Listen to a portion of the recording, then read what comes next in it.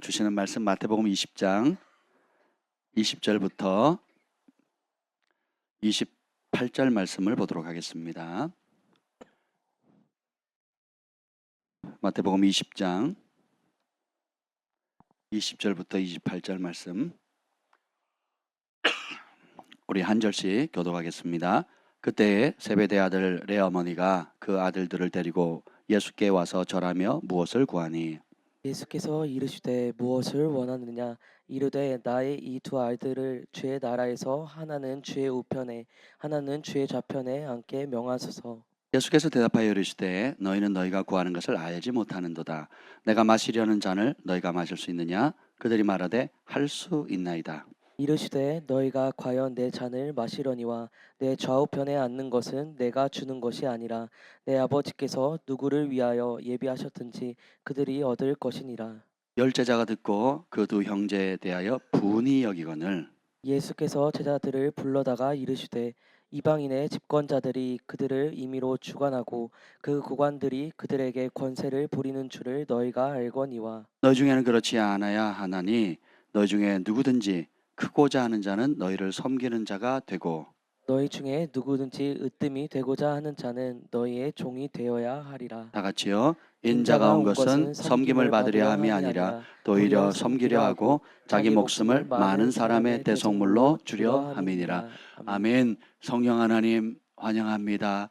오늘 오셔서 이 밤에 이 말씀에 축복 기름 부으시고 축복하여 주시옵소서. 이 말씀 안에 있는 천국의 비밀, 예수님의 마음, 또 예수님의 삶을 잘 본받아 우리도 이 말씀 안에 주님께서 예비하신 모든 아름다운 하늘의 신령한 복과 땅의 풍성한 복을 누리는 저희들 되게 하여 주옵소서. 함께 예배드리는 또 실시간으로 예배드리는 미국에서 또 한국의 원근 각처에서 예배드리는 그 사모하는 심령들 그 마음 중심 누구보다 주님께서 잘 아시오니 하나님 치유하시고 소망을 주시고 그 따스한 음성 들려주셔서 어떠한 상황이든지 넉넉히 이길 수 있는 초자연적인 믿음을 더하여 주옵소서. 예수님의 이름을 축복하며 기도합니다. 아멘. 오늘 말씀의 제목은 다 얻기 위해 다 버리셨습니다 라는 제목으로 말씀을 나누려고 합니다. 우리가 뭔가를 성취하고 얻을 수 있다는 것은 삶의 촉매제가 되죠. 그냥 공부를 그냥 혼자 할 수도 있지만 중간고사를 보거나 기말고사를 보면서 내가 공부한 성과를 얻기도 하고 또 그 가운데 특별히 잘하는 사람들에게 장학금을 줘서 그 부분에 수고한 대로 격려를 받잖아요. 또 운동선수들에게는 메달이 혹은 전국자전에 3위 안에 입상하게 되면 체대에 들어갈 수 있는 또 그런 권한을 줍니다. 그리고 뭐 음악만 잘해도 바이올린을 하나 잘 켜도 거기에 상응하는 대가가 주어지잖아요. 그래서 우리가 뭔가 땀 흘리고 노력하고 남들보다 더 헌신해서 수고해서 얻는 것들 그것을 목표를 설정하고 또 그것을 얻어내고 성취해내는 것은 굉장한 큰 기쁨이 됩니다. 하나님께서 그런 기쁨을 주셨거든요. 씨를 뿌린 대로 열매를 거둘 수 있는 축복을 주셨습니다. 그런데 우리가 그 과정 모든 과정 가운데 그런 모든 기쁨을 주신 출처가 되시는 하나님을 놓쳐버리면요 그때부터는 이것이 역효과가 일어납니다.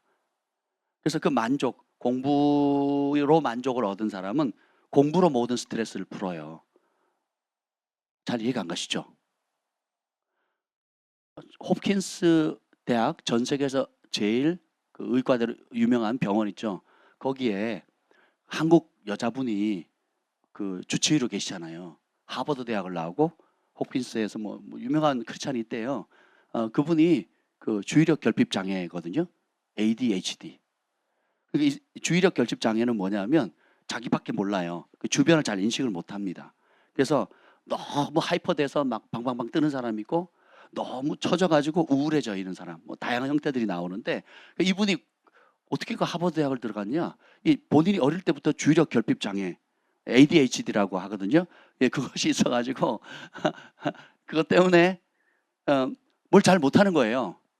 그리고 남이 주변에 뭐 무너지든 뭘 하든 별로 신경도 안 쓰고 그러니까 자기중심적인 그게 호르몬 이상인지 그 원인을 잘 모른답니다. 유전적인 요소도 있고 또 대부분 호르몬이나 또 뇌나 뭐 전두엽 뭐 별의별 것들이 다 있는데 우리가 원인을 모르는 병들이 참 많거든요.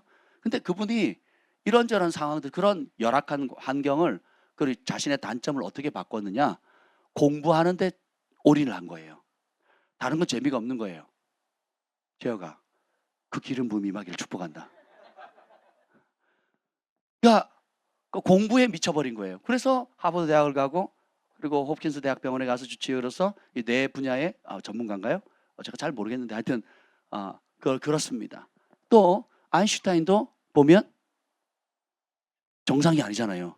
에디슨도 정상이 아니죠. 그럼 도대체 정상이 뭐예요? 정상이 아닌 비정상인 사람이 정상인 사람들 다 이끌어가 버리잖아요. 이게 하나님의 반전이거든요. 보편적이고 남들이 원만하게 인정하는 것들, 이런 것들이 우리가 원만하다는 게 원만하다는 거지, 그것이 진리거나 그것이 옳다는 것은 아니에요. 그냥 원만한 거예요. 우리가 원만한 삶을 살지 못한다 할지라도, 단점이 있고 약함이 있다 할지라도 주님께서 이렇게 말씀하십니다. 그 모세가 불순종하죠. 가라 그랬더니 안 가라 그랬더니 모세가 하나님이 이렇게 말씀하죠. 누가 소경을 지었느냐? 누가 왕을 세우느냐? 그러니까 네가 생각해 똑똑한 사람뿐만 아니라 부족하고 약해 보이는 사람도 다 누가 지으셨다는 거예요? 하나님이 지으셨어요. 왜요? 그 용도가 있거든요. 하나님께서 기가 막힌 타이밍에 사용할 수 있는 그 용도가 있거든요. 아멘. 그래서 오히려 정상적이고 보편적이고 원만하다고 하는 사람들은 도움의 필요나, 그리고 한나처럼 절박하게 극단적으로 하나님께 구하지 않거든요. 근데 뭔가 우리의 삶에 가지고 있는 약점과 단점과 연약함들이 있거든요. 몸에 약점이 있거나 정신에, 영적으로, 혹은 관계 속에, 재정 속에, 또 뭐 가정에, 또 사업장에 여러 가지 것들이 있는데 이런 문제가 없는 사람은 하나도 없다는 거예요. 그런데 이런 문제를 해결하기 위해서 우리가 하나님을 찾게 되면 그 모든 공급이 하나님께로부터, 하나님과 함께 하나님 주시는 힘으로 하나님의 인도함을 받아서 하나님의 영광을 위해서 하는 순간 우리의 약점이 클수록, 우리 아픔이 클수록, 우리의 연약함의 깊이가 깊을수록 그것을 상쇄시키는 하나님의 은혜가 크고, 그것을 바라보는 세상 사람들은 하나님이 하셨다라고 하나님께 영광 돌릴 수밖에 없다는 겁니다. 아멘. 저는요, 초등학교 1학년, 2학년 때 나머지 공부를 한 사람이에요. 반에서 3명 혹은 많이 남으면 10명이 남습니다. 50명 중에. 저는 항상 남았어요. 할렐루야. 더 좋은 건 뭐냐? 나는 그 시간 너무 행복했어요. 선생님이 따로 만나주죠. 숙제 지도해주죠. 학교 청소도 같이 해주면서 같이 청소하고, 그 집에 가도 할 일도 없는데 선생님이 저랑 2시간, 3시간 같이 있어주는 거예요. 얼마나 행복했는지 몰라요. 엄마는 안 놀아주는데. 우리 담임 선생님이 저를, 그 예쁜 여자 선생님이었는데 저를 그렇게 여러분, 그랬었어요. 그랬었다고요. 그런데 그것이 누군가 저의 그런 연약함을 가지고 수치를 주고 공격하기 전까지는 저는 그게 별 문제가 되지 않았어요. 그리고 그것이 보통 사람들 보기에는 문제가 되는구나, 그럼 내가 보통 이하구나 라고 절망하게 됐죠. 거기에 분노하게 되고 또 거기에 반항하게 되고, 그러다가 예수님을 만났어요. 그래서 왜 공부를 안 했냐? 공부할 목적이 없으니까, 공부의 가치를 모르니까. 그러다가 예수님을 만나니까 내가 태어난 목적, 왜 공부해야 되고 왜 살아야 되고, 그 부르심을 이루려면 무엇을 준비해야 되는지, 그 부르심을 이루기 위해서는 어떤 대가를 지불해야 되는지 가치를 깨닫니까 자원하게 되는 거예요. 그러면서 야고보서 1장 말씀이 눈에 들어오는 겁니다. 너희 가운데 지혜가 부족하느냐? 꾸짖지 않고 후히 주시는 하나님께 구하라. 그리하면 주시리라. 지혜가 누구한테 준다고? 구하는 자에게. 야, 하나님께 구했더니 니까지 그런 걸 구해? 니 꼬라지를 알아. 너 안 되는 거 알잖아 라고 꾸짖지 않으신다는 거예요. 우리는 거절을 많이 받았잖아요. 이런저런 이유로 살아가면서 거절을 많이 받거든요. 그러다 보면 하나님 앞에도 거절받을까 봐 하는 두려움이 있어요. 근데 그것을 이기는 방법은 뭐냐면 믿음이에요. 믿음. 하나님이 약속하셨죠? 누구든지 꾸짖지 않고 주신대요. 뭐 하기만 하면? 구하면. 할렐루야. 그래서 하나님 알아가는 거예요. 그래서 받고 나니까 왜 주신대요? 하나님의 영광을 위해서 사용하라는 겁니다. 우리가 만족의 즐거움이 있지만 거기에 성취의 즐거움도 있지만 그것을 거기에 예수님이 빠지는 순간요, 그것은 오히려 독이 됩니다. 중독이 돼요. 그래서 내가 사업에 성공하는 그 만족을 맛보게 되면 그 성공을 핑계로 가족을 버리거나 자녀들에게 소홀히 하거나 그리고 마땅히 해야 될 기본적인 의무들을 잃어버리는 경우가 있죠. 학생들은 공부해야 된다는 그 하나 때문에 공부하는 게 중요하잖아요. 학생 시절에 우선순위가 되지만 진짜 배워야 될 거 안 배워요. 집에서 설거지하는 거, 청소하는 거, 부모님께 감사하는 거, 어버이날, 스승의 날, 또 친구의 생일이라든지 이런 사람들에게 또 주변에 어려운 친구라든지 내가 공부를 잘하는 영역이 있으면 공부를 못하는 친구를 도와줘야 되는데 자기 공부를 위해서 돕는 법을 못 배우거든요. 그리고 오히려 공부도 못하는 놈, 뭐 외모가 어떤 놈, 그리고 막 비교하고 그리고 무시하고 이런 악순환이 계속 반복되는 겁니다. 그래서 우리가 어떤 상황이든지 기쁜 소식은 뭐냐? 그런 어려운 상황 속에서도 예수님과 함께하는 법을 배우면 예수님께서 하나님께서 우리를 지으신 그 목적을 발견하는 순간 반전이 일어나요. 그분이 도우세요. 이때를 위해서 주님께서 그 길을 나를 이렇게 빚어가셨다라는 걸 그제서야 발견하는 거예요.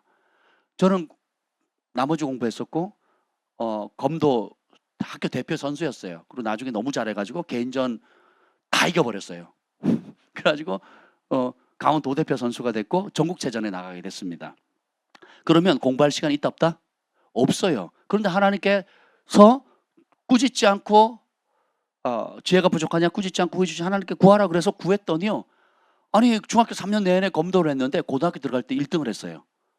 더 놀라운 거는 고등학교 3년 내내 그 성적을 유지했다는 거. 그리고 각종 장학금을 다 쓸었어요. 그럼 제가 공부를 잘했느냐? 또 그렇지도 않아요. 진짜 못하는 게 많았거든요. 그럼 어떻게 하냐? 국어 공부하다가 영어 공부를 한다 그러면 성경책을 펴요. 잠언 한 장이든 시편 한 장을 읽습니다. 그리고 그 말씀을 묵상하고 읽고 그 다음 다른 공부를 해요. 그리고 공부하다 또 안 되면 또 성경을 펴요. 피고 또 말씀 한 구절을 읽고 또 다른 공부를 합니다. 그러면서 어떤 문제가 너무 안 풀린다 그럼 야고보서로 넘어가는 거예요. 그래서 꾸짖지 않고 후히 주시는 하나님께 구하라. 너희가 받지 못하면 구하지 않으면 구하면 받는 거고 안 구하면 못 받는 거예요. 그래서 계속 주님을 의지하고 수학 문제 풀 때 주님을 의지하고 푸는 거, 국어 문제 풀 때도 의지하고. 제가 대입 시험 볼 때요, 제가 고등학교 3년 내내 한문 공부를 안 했어요. 저희는 국어 1, 2 해가지고 대학 한 번 시험 보고 떨어지면 후기 가고 후기에도 한 번 떨어지면 그냥 재수해야 되는 그런 시대였단 말이죠. 근데 한문 공부를 안 해서 제가 한문을 싫어했어요. 무조건 외워야 된다는 게 너무 싫은 거예요. 그래서 아예 포기했어요. 근데 그 수학 시험을 너무 못 봐가지고 이거 한문까지 못 보면 대학 떨어지겠더라고요. 그래가지고 제가 뭐 했겠어요? 시험 보면서 기도했잖아요. 하나님 도와주세요. 지혜를 주세요. 했는데요, 주관식 문제가 답이 보이는 거예요. 주관식 문제를 맞췄다니까요. 여러분은 아무것도 아닌데 저는 3년 내내 주관식 문제를 풀진 않았다니까요. 그냥 빵점 있어요. 그냥 한문은 무조건 빵점. 아예 관심을 두지 않았다니까. 나는 한문이 너무 싫었어요. 진짜 싫었어요. 내 이름을 왜 한자로 지었는지 모르겠어. 진짜 싫었거든요. 근데 한문을 다 맞춘 거예요. 그 국어 2를 다 맞은 거예요. 다 맞은 거. 그 10몇 점, 그 배점이 좀 높았거든요. 그걸 다 맞았습니다. 그래서 수학에 못 본 거를 다 메꿨거든요. 저희 때 수학이 이과생들도 못 풀 정도로 문제가 어렵게 나왔었거든요. 그때. 그 다음 9~2학번부터 수학 문제가 쉬워졌어요. 감사한 줄 아셔야 돼요. 저희 때 어려워가지고. 그런 케이스란 말이에요. 아무튼 간에 보세요. 그럼 제가 이런 얘기를 왜 하냐? 여러분, 제가 학교 성적 잘난 게, 공부 잘 받은, 장학금 받은 게 무슨 의미가 있겠어요, 여러분에게. 그런데 이렇게 운동만 하고 공부하고 담 쌓고 못하던 사람들, 영어 중학교 3년 내내 점수가 50점 이하였거든요. 영어를 배운 적이 없어요. 영어 시간은 두들겨 맞은 기억밖에 안 나요. 두들겨 맞은 기억밖에 안 나고 벌쓴 그 기억밖에 안 납니다. 그런데 보세요. 제가 지금 뭐 하고 있어요?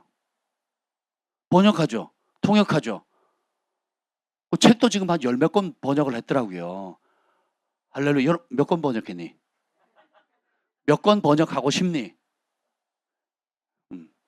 한번 생각해 보세요, 여러분.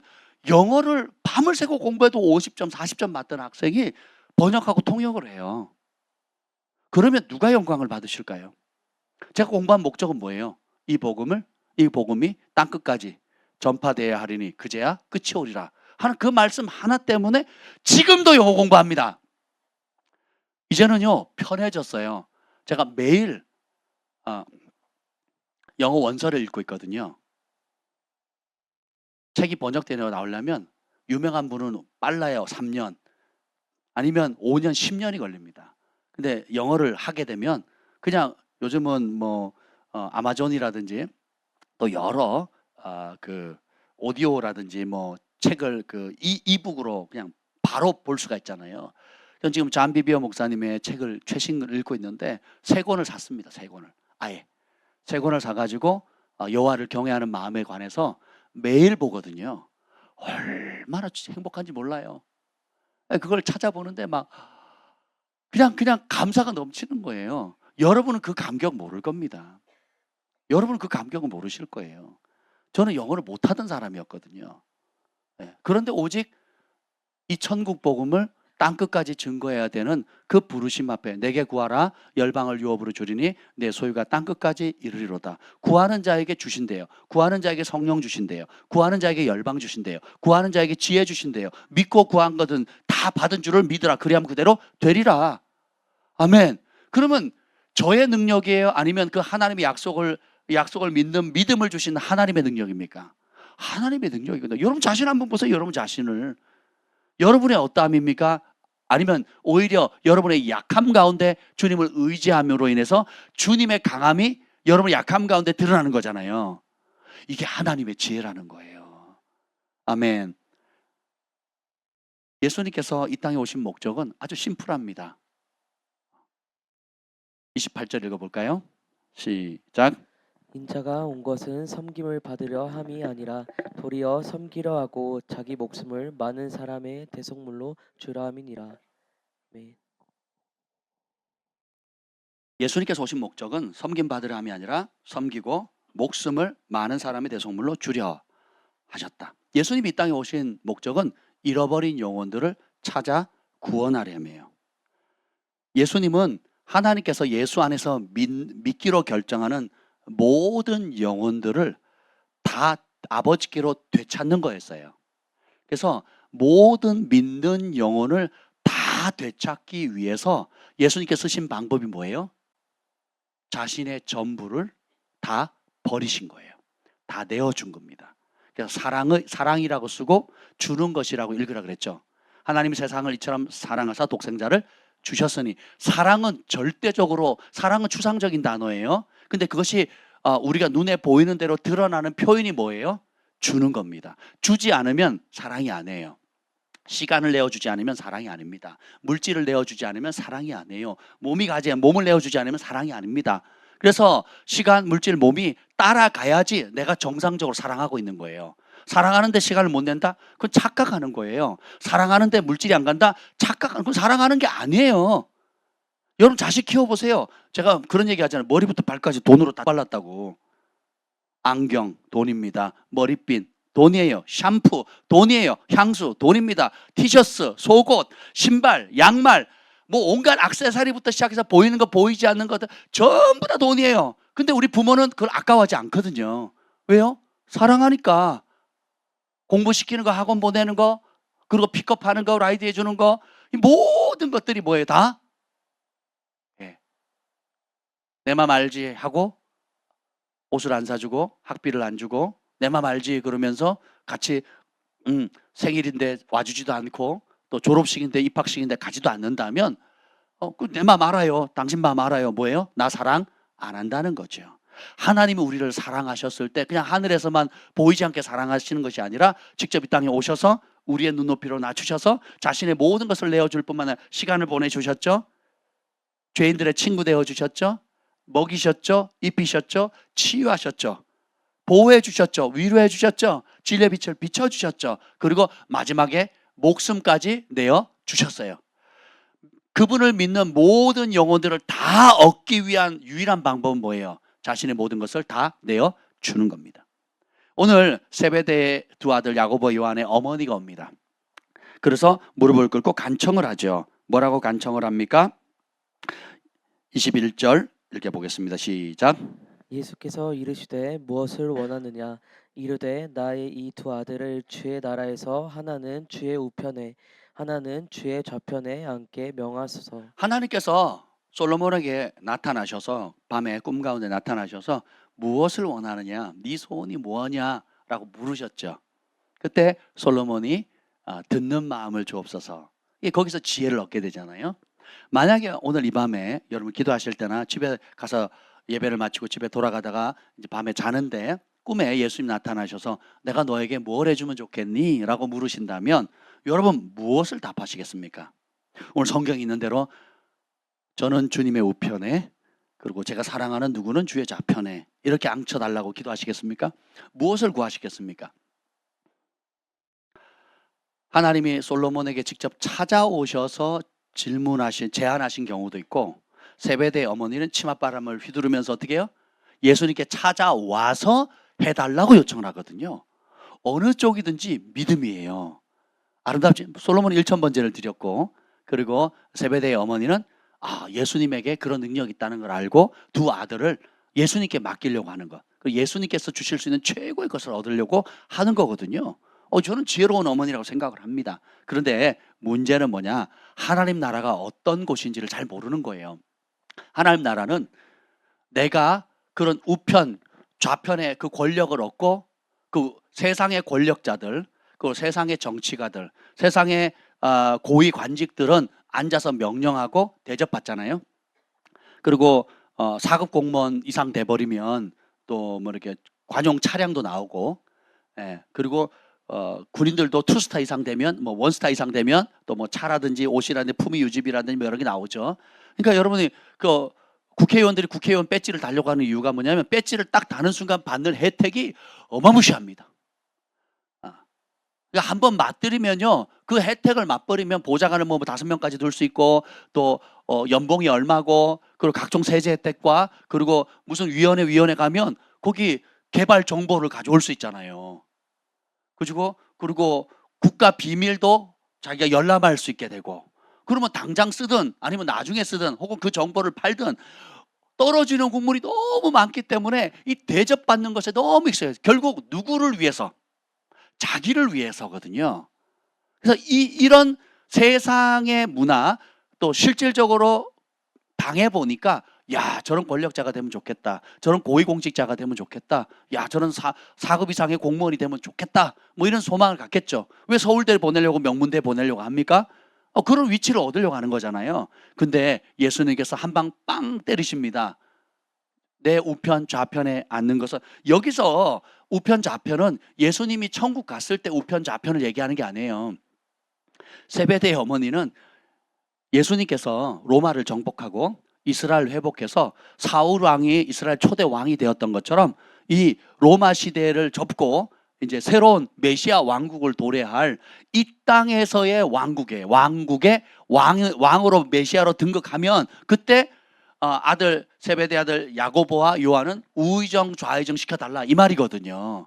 영적인 얘기를 하는 게 아니에요. 그러니까 그런 대우받는 내가 이렇게 고생해서 따라다니고 심지어 어머니인 저까지 합세해서 도와줬잖아요.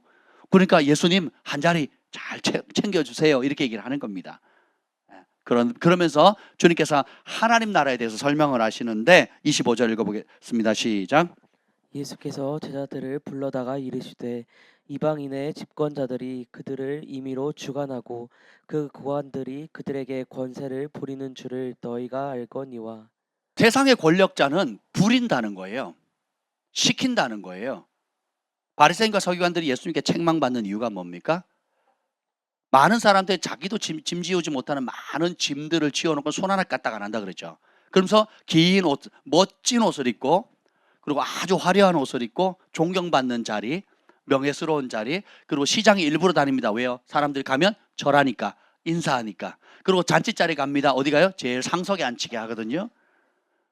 그리고 부모들이 그 서민들이 꿈을 꿔요. 우리 아들도 저런 사내들인 공회의 멤버가 됐으면 좋겠다. 우리 딸도 저런 멤버에게 시집 갔으면 좋겠다. 이러는 거예요. 이런 그림을 그리는 거죠. 오늘 우리의 모습과 똑같지 않습니까? 돈 벌어서 뭐 하게요? 예. 사람들에게 고향 금이 환영해서 고향 땅 가서 내가 한번 큰 소리 빵 쳐보고 싶은 게 아니겠습니까? 동창회 모여가지고 오늘 내가 다 쏜다. 그럼 한번 탁 쏴야 되지 않겠어요? 예. 우리 동창 중에 최고라고 막 이런 소리 한번 듣고 싶지 않습니까? 제가 좋게 가면요, 꼴을 3골 이상 넣으면 밥을 사는 불문율이 있어요. 그 헤트트릭을 하면 3골 이상 넣으면 밥을 사야 되거든요. 그랬더니 저는 그걸 몰랐죠. 제가 매주 헤트트릭을 하거든요. 한 주에 2번, 3번, 4번 뭐 이렇게도 합니다. 거의 매일 그렇게 하고 있거든요. 그러니까 그 위원장님이 계속 밥을 사래요. 아니 공을 차서 골을 넣는데 밥을 왜 내가 사냐고. 근데 그렇게 해야 된다는 거예요. 저는 매일 하니까 별 의미가 없는데 다른 사람은 뭐 한 달에 한 번 혹은 2주 어쩌다 한 번 하잖아요. 진짜 가서 밥을 다 쏩니다. 아침에 국밥집에 가가지고 김치찌개를 다 쏴요. 그 비싸요 그거. 그럼 한 10몇 명, 20명 가면 돈이 크잖아요. 그 제가 카드를 안 가져왔다 그러면 그 계좌로 쏴달라 그러고요. 외상도 된다고 막 그래요. 그리고 그거 먹고 나면 또 그 다음에 골 많이 넣은 사람이 커피숍에 가가지고 또 다 쏩니다. 그것도 밥값보다 더 나와요. 근데 그렇게 쏘고 하는 걸 되게 뿌듯하게 생각합니다. 우리 소망이 온유 사랑이를 데려갔는데 우리 공주님들 데리고 왔다고요. 밥 사주고요. 그리고 용돈을 우리 사랑이는 2만 원, 우리 소망이 온유는 만 원. 그리고 내일 또 데리고 오래요. 지난주에 안 데려갔더니 왜 안 데리고 왔냐고. 내일 또 데리고 와요. 용돈 줄지 몰라. 그래서 그리고 밥 사 먹이고 또 커피숍 가가지고 우리 아이들까지 다 사 먹입니다. 근데 사랑해서 이뻐서 하는 것도 있죠. 근데 반면에 세상 사람은 다른 낙이 없는 거예요. 그냥 내가 그럴 여유가 있다, 또 내가 그럴 능력이 있다는 그것을 보이는 것을 굉장히 기뻐하거든요. 결국은 누구의 명예를 추구하는 거예요? 자신의 명예를 추구하는 거거든요. 오늘 이 사건에 대해서 그 나머지 10제자들은 어떻게 생각합니까? 역시 야 그래 자격이 있어. 우리보다는 베드로를 제외하고는 야고보, 요한, 그 베드로는 영의정하고 야고보, 요한은 우의정, 좌의정하면 딱 맞겠네. 이렇게 반응합니까? 24절. 10 제자가 듣고 그 2 형제에 대하여 분이 여기거늘. 그러니까 다 똑같아요. 다 똑같아요. 그놈이에요. 그럼 우리는 다 똑같습니다. 언제까지요? 하나님 나라의 원리를 깨닫기 전까지는 우리는 다 존귀처하나 깨닫지 못하면 멸망하는 짐승과 같다 그랬거든요. 우리가 성령을 따라 하나님의 말씀 따라 그 말씀 앞에 즐겨 복종하는 법을 배우기 전까지는 우리는 본능을 따라 사는 짐승처럼 살아갈 수밖에 없어요. 남이 나보다 잘 되면 못 견뎌합니다. 시기합니다. 남이 나보다 못하면 멸시합니다. 무시합니다. 조롱합니다. 그렇죠? 잘다면 부러워하거나 시기하거나 질투하거든요. 그런데 하나님 나라는 어떻게 된다고요? 26절 읽어보겠습니다. 시작. 너희 중에는 그렇지 않아야 하나니 너희 중에 누구든지 크고자 하는 자는 너희를 섬기는 자가 되고. 아멘. 너희는 그렇게 살면 안 된다 이거예요. 오히려 거꾸로예요. 야고보와 요한처럼 떵떵거리고 한 자리 차지하려고 그런 위치를 얻기 위해서 나를 쫓아다닌다. 그런 위치와 대접받기 위해서 교회를 다닌다. 직분을 얻는다. 신앙생활을 한다. 왜 많은 사람들이 대형교회 가기를 즐거워할까요? 우리 청년들의 로망들은 다 그거잖아요. 우리 지방에서 올라온 청년들의 꿈이 뭔지 아세요? 뭐 저도 그랬습니다. 온누리교회 한번 다녀보는 거예요. 사랑의 교회 한번 다녀보는 겁니다. 뭐 다른 교회는 별로 떠오르는 게 없고요. 전통적인 교회 말고 청년들이 마음껏 활동하는 그런 교회에 나도 한번 일원이 돼서 그런 꿈을 꾸잖아요. 그렇죠? 또 어른들도 마찬가지예요. 내가 어느 교회 다닙니다. 어느 교회 다닙니다. 어느 교회 다닙니다 하면서 그 교회가 가지고 있는 명성, 인지도 이런 것들을 굉장히 즐거워하거든요. 또 반대로 자그마한 교회나 개척교회나 이런 또 소규모의 교회를 다니는 분들은 자기를 소개할 때 살짝 위축되는 표현들을 많이 하잖아요. 그것 자체가 벌써 정상이 아닌 줄 알지만 대형교회 다니면 나는 어깨를 펴고 작은 교회 다니면 위축되고 이런 것 자체가 벌써 뭐예요? 아직 우리가 하나님 천국 복음으로 우리의 마음의 생각 정체성을 온전히 잡지 못했다라는 겁니다. 오히려 예수님 거꾸로 얘기하잖아요. 크게 되고자 하는 사람, 섬김을 받고자 하는 사람은 오히려 천국에서 작다 그러거든요. 반대로 섬기려고 하는 자에게는 천국에서 크다라고 얘기합니다. 천국 간증을 들어보세요, 여러분. 어떤 사람이 진짜 천국에서 큰가? 지옥 간증을 들어보세요. 어떤 사람이 지옥에서 고통받고 있는가? 그리고 실제로 예수님을 만난 사람들의 이야기를 들어보세요. 예수님은 어떤 사람을 가까이 하고 사랑하는지.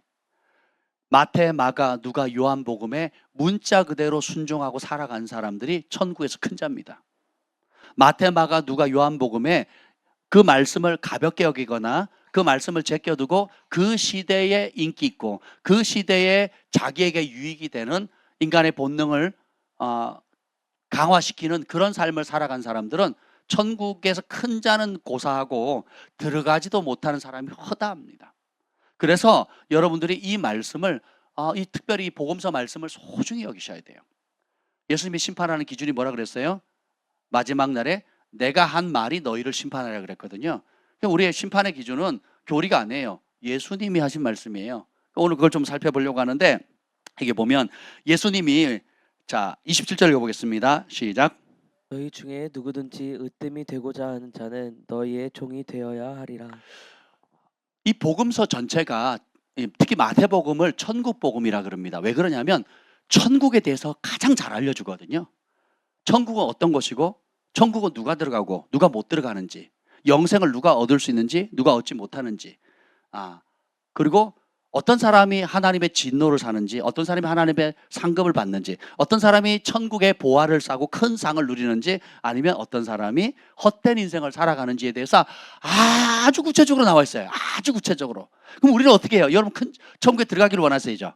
지옥에 안 갈 방법을 알기를 원하잖아요. 천국 가서 큰 자가 되고 싶잖아요. 영원한 상급을 받고 싶잖아요. 그럼 복음서를 읽으세요.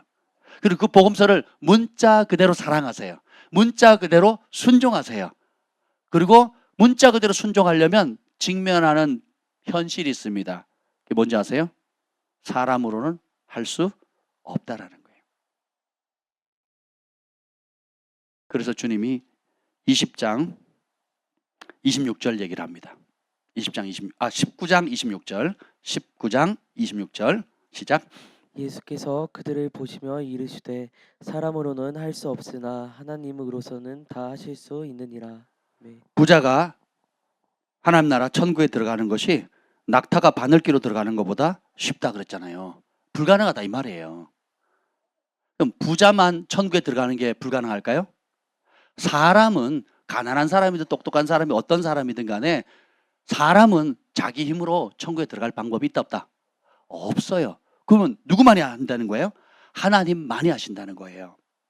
그런데 하나님께서 알려주십니다. 그 첫 번째가 뭐냐? 생각 바꿔라. 세상의 방식으로 높아지려고 하지 마라. 명성 얻으려고 하지 마라. 그걸로 네가 쌓은 부나 명성을 가지고 하나님 나라에서 칭찬받을 생각하지 마라. 그럼 뭐예요? 부와 여기 여호와를 경외하자. 겸손과 여호와를 경외하는 자의 보상이 첫 번째가 뭐예요? 재물과 영광과 생명이라 그랬죠. 이 재물을 주신 이유가 뭐예요? 하나님께 영광을 돌리라는 거예요. 죽어가는 생명을 살리라는 겁니다. 예수님께서 이 땅에 오신 것은 잃어버린 영혼을 살리러 오셨잖아요. 그 살리는 방법은 그 잃어버린 영혼들을 다 찾기 위해서 자기의 목숨을 다 내어주셨잖아요. 버리셨잖아요. 주셨잖아요. 예수님을 따라가는 우리도 하나님께서 우리 안에 예배해 놓으신 수많은 이 천국 복 안에서 영생, 상급, 보화, 존귀함, 그리고 구약 성경에 여호와를 경외하는 자에게 주신 모든 복들을 다 누리기를 원하시죠. 그것을 다 받기를 원하시잖아요. 저는 다 받고 싶거든요. 다 받을 수 있는 방법은 뭐예요? 나와 복음을 위해서 다 버려야 돼요. 다 얻으려면 다 버리셔야 됩니다.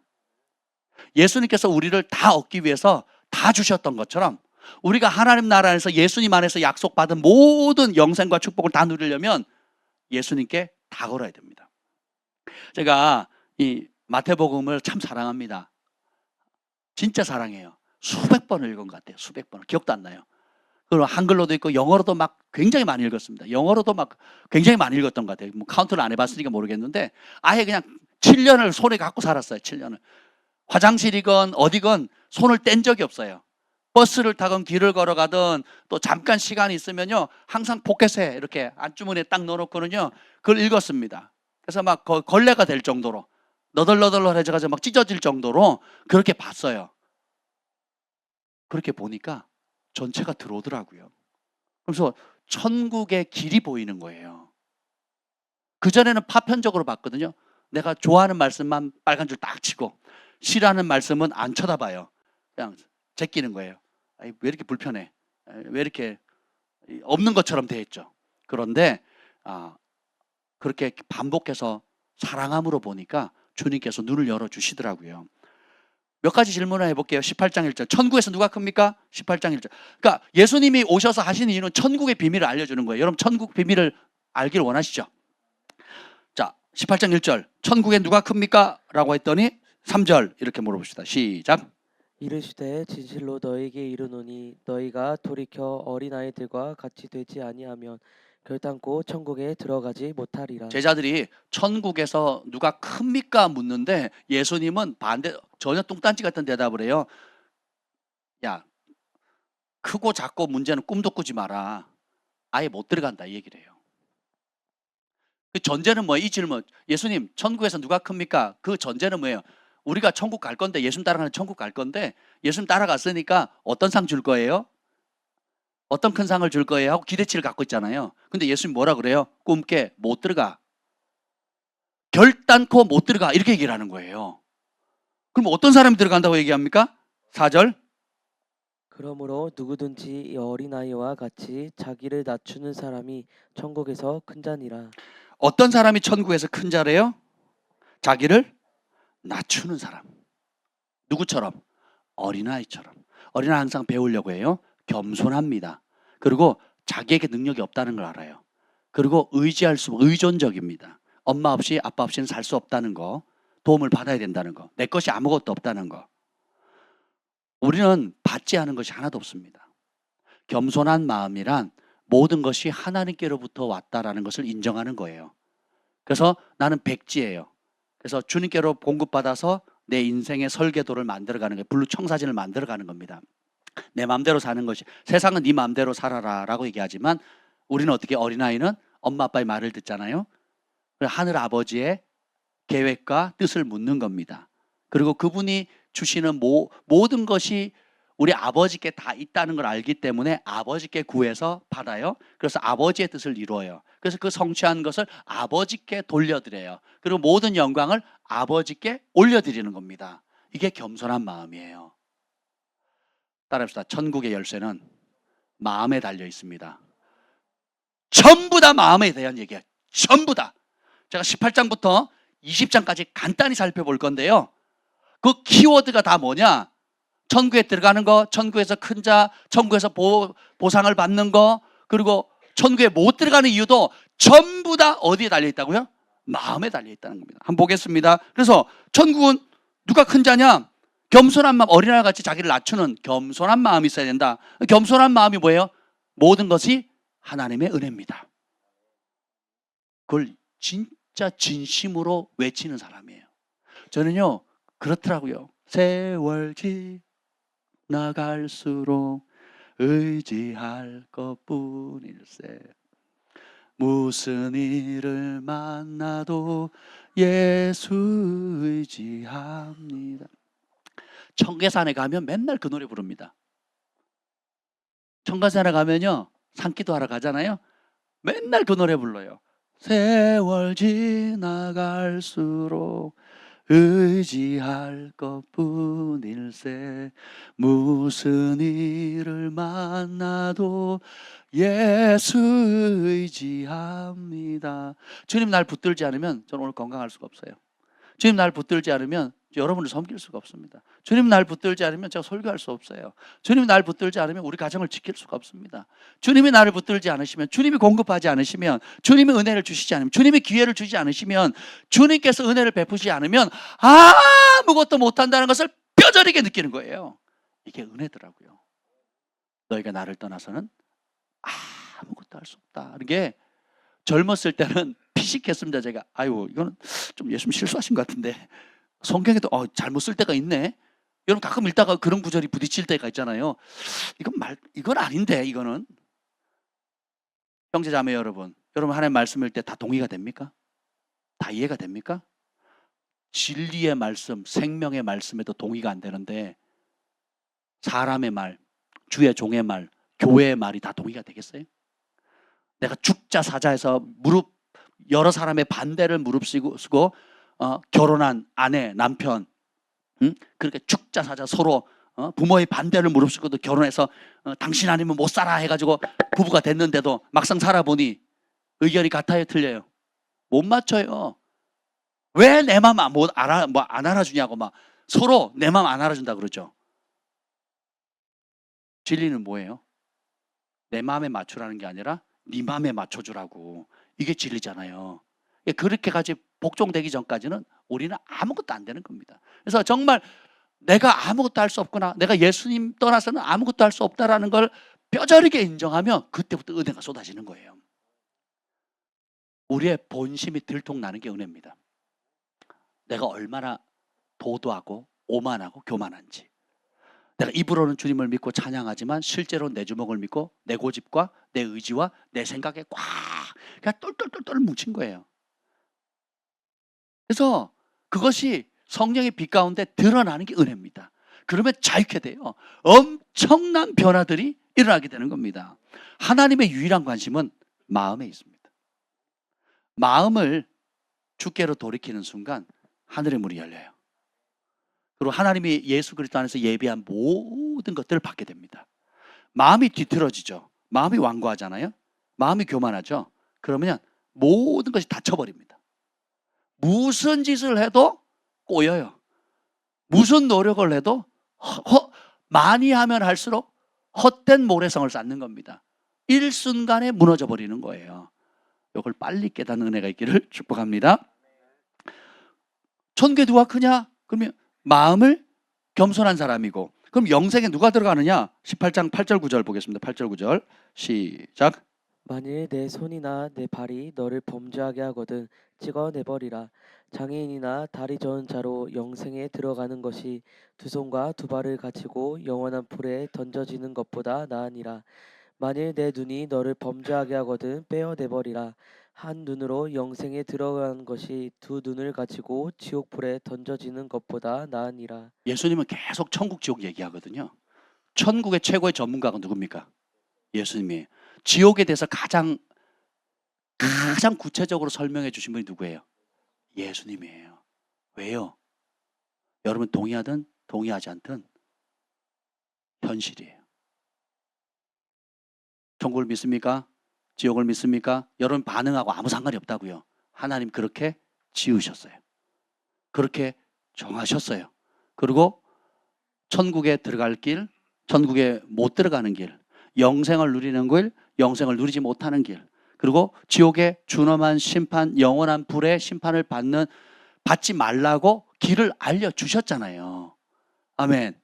그러면 근데 천국과 지옥을 결정하는 열쇠가 뭐냐?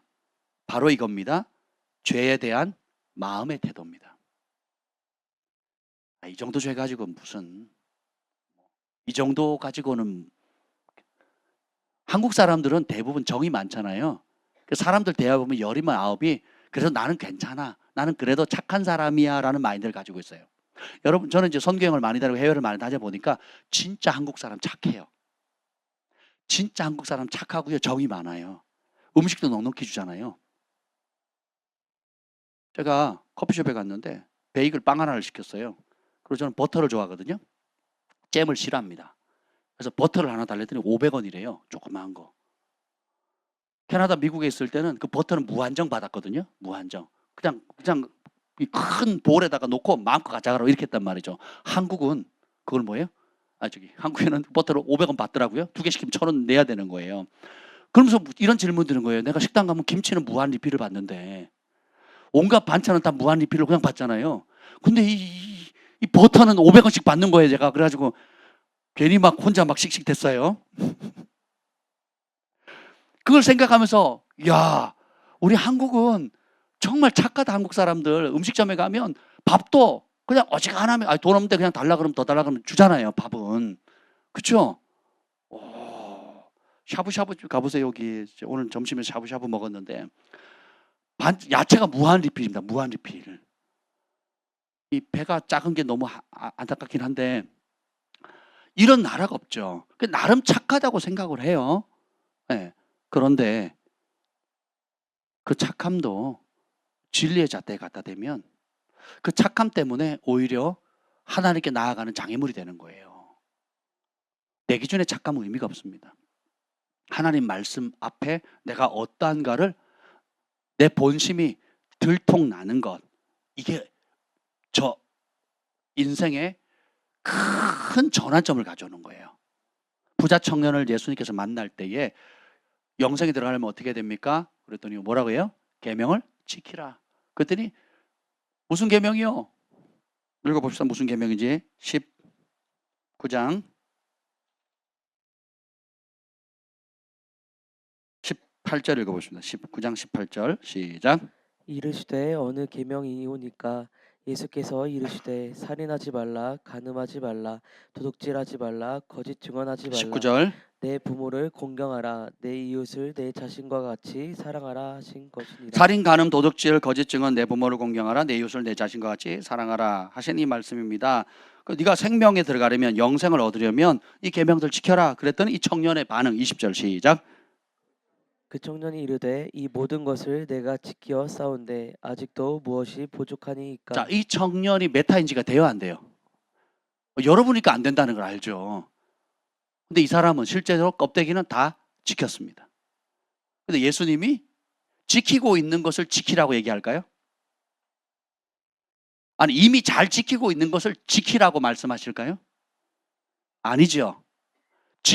본인은 지키고 있다고 생각하는데 우리의 심령을 꿰뚫어 보시는, 그 앞에 조금 더 거짓말할 수 없고 우리가 살아온 모든 걸 직구할 수밖에 없는 그 진리 그 자체이신 예수님께서 예수님 앞에 섰을 때는 어떻게 됩니까? 내가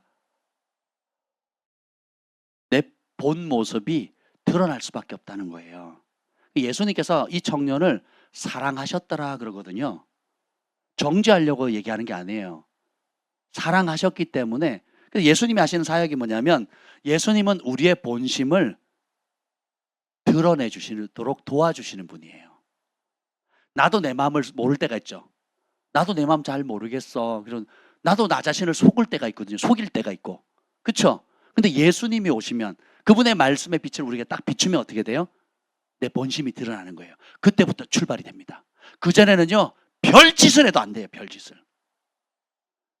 무슨 교육, 무슨 훈련, 무슨 프로그램, 무슨 수료증을 받아도 안 바뀌어요. 사람이 안 바뀐다니까요. 어느 좋은 교회 최고의 왕의 학교 프로그램을 받으면 여러분 재정의 축복이 열리고 다 그게 바뀝니까? 어떤 사람 되고 어떤 사람 안 되죠. 왜 그럴까요? 마음의 문제거든요. 자신의 실상을 봐야 해결이 되는데 그 실상이 본심을 못 보면, 그래서 의사들이 훌륭한 의사나 그렇지 못한 의사의 차이가 뭔지 아세요? 초진할 때 병명을 정확히 진단해낼 수 있는 사람이 훌륭한 의사잖아요. 김 목사님은 오늘 그런 얘기를 했어요. 야, 어떤 문제가 있었는데 어떤 분이 그 문제에 대한 근본적인 것을 딱 알려주는 그 순간 자유케 됐다는 거예요. 그 이전까지 수많은 노력을 했는데도 불구하고 사람들은 엄마가 잘못이고 아빠가 잘못이고 사람들이 이상하다고 얘기를 했는데 진짜 제대로 보는 사람을 딱 만나니까 그 아이의 문제에 정확한 문제가 뭔지를 진단하니까 자유케 돼버리는 거예요. 그간 들었던 정죄감, 또 부모로서의 부족함, 뭐 여러 가지 스트레스, 어려움들 때문에 육아교육에 대한 그 스트레스가 어마무시했는데 제대로 진단한 사람 하나 딱 만나니까요, 확 자유케 돼버리는 거예요. 그러면서부터 어떻게 이제는 마음을, 그간 내가 받았던 스트레스가 불필요한 스트레스였다는 걸 알게 되는 거예요. 내가 아무리 그런 방법으로 노력해도 해결할 수 없는 문제라는 걸 깨닫게 된 거예요. 그러니까 자유케 되는 거죠. 그런 반응은 원래 그런 거야 라는 걸 알게 되고 인정하는 순간 자유가 되는 거예요. 이 말이 이해가 됐으면 좋겠는데 너무 사적인 얘기라 제가 자세히 설명을 못 드리는 거예요. 양해해 주시길 바랍니다. 뭐 그런 문제들이 있는 거죠. 마찬가지로 우리가 신앙생활을 하면서도 하나님 말씀 앞에 내 본 모습이 까발려져서 빛 가운데 온전히 드러나기 전까지는 100년 다녀보세요. 아무 소용없습니다. 성령께서 도와주십니다. 천국의 비밀을 아는 것이 너희에게는 허락되었느니라. 그럼 우리가 받아야 되겠죠. 그럼 받으러 왔으면 어제 하던 똥꼬집, 어제 하던 사고방식, 어제 하던 말하는 습관, 어제 하던 생각하는 습관, 어제 하는 행동의 습관을 그대로 가지고 그건 절대로 포기를 못하면서 새 것을 받겠다고요? 안 된다니까요. 새술은 새 부대, 새술을 옛부대에 달면 터져버리는 거예요. 신앙생활은 이해하고 다니는 게 아니에요. 신뢰하며 다니는 겁니다. 처음에 모를 때, 처음에 신뢰가 쌓기 전에는 여러 가지로 테스트를 해봐야죠. 무작정 믿을 수는 없으니까. 하나님 말씀에 대해서, 교회에 대해서, 그 공동체에 대해서, 지도자에 대해서 여러 가지로 저울질을 해봅니다. 과연 내가 신뢰할 수 있는 공동체인지, 건강한 교회인지, 또 훌륭한 지도자인지, 진리를 제대로 가르치고 있는지, 믿음의 형제 자매들의 삶은 어떤지를 살펴봐야 되겠죠. 분별해야 되겠죠. 그래서 그것이 완벽하지는 않다 할지라도 건강한 교회고 하나님을 향해서 옳고 온전히 추구하는 교회다. 그리고 진리의 말씀이 선포되어지는 교회다 그러면요. 여러분 더 이상 재면 안 돼요. 더 이상 옛날 방식으로 판단하고 부정적인 얘기하고 옛 고집과 옛 사고방식 그대로 가지고 그 안경을 쓰고 하면요. 누구만 손해요? 자기만 손해요. 자기만. 받을 수 있어요? 없어요? 그 세수를 예쁘게 담는 거예요. 아무 소용이 없는 겁니다.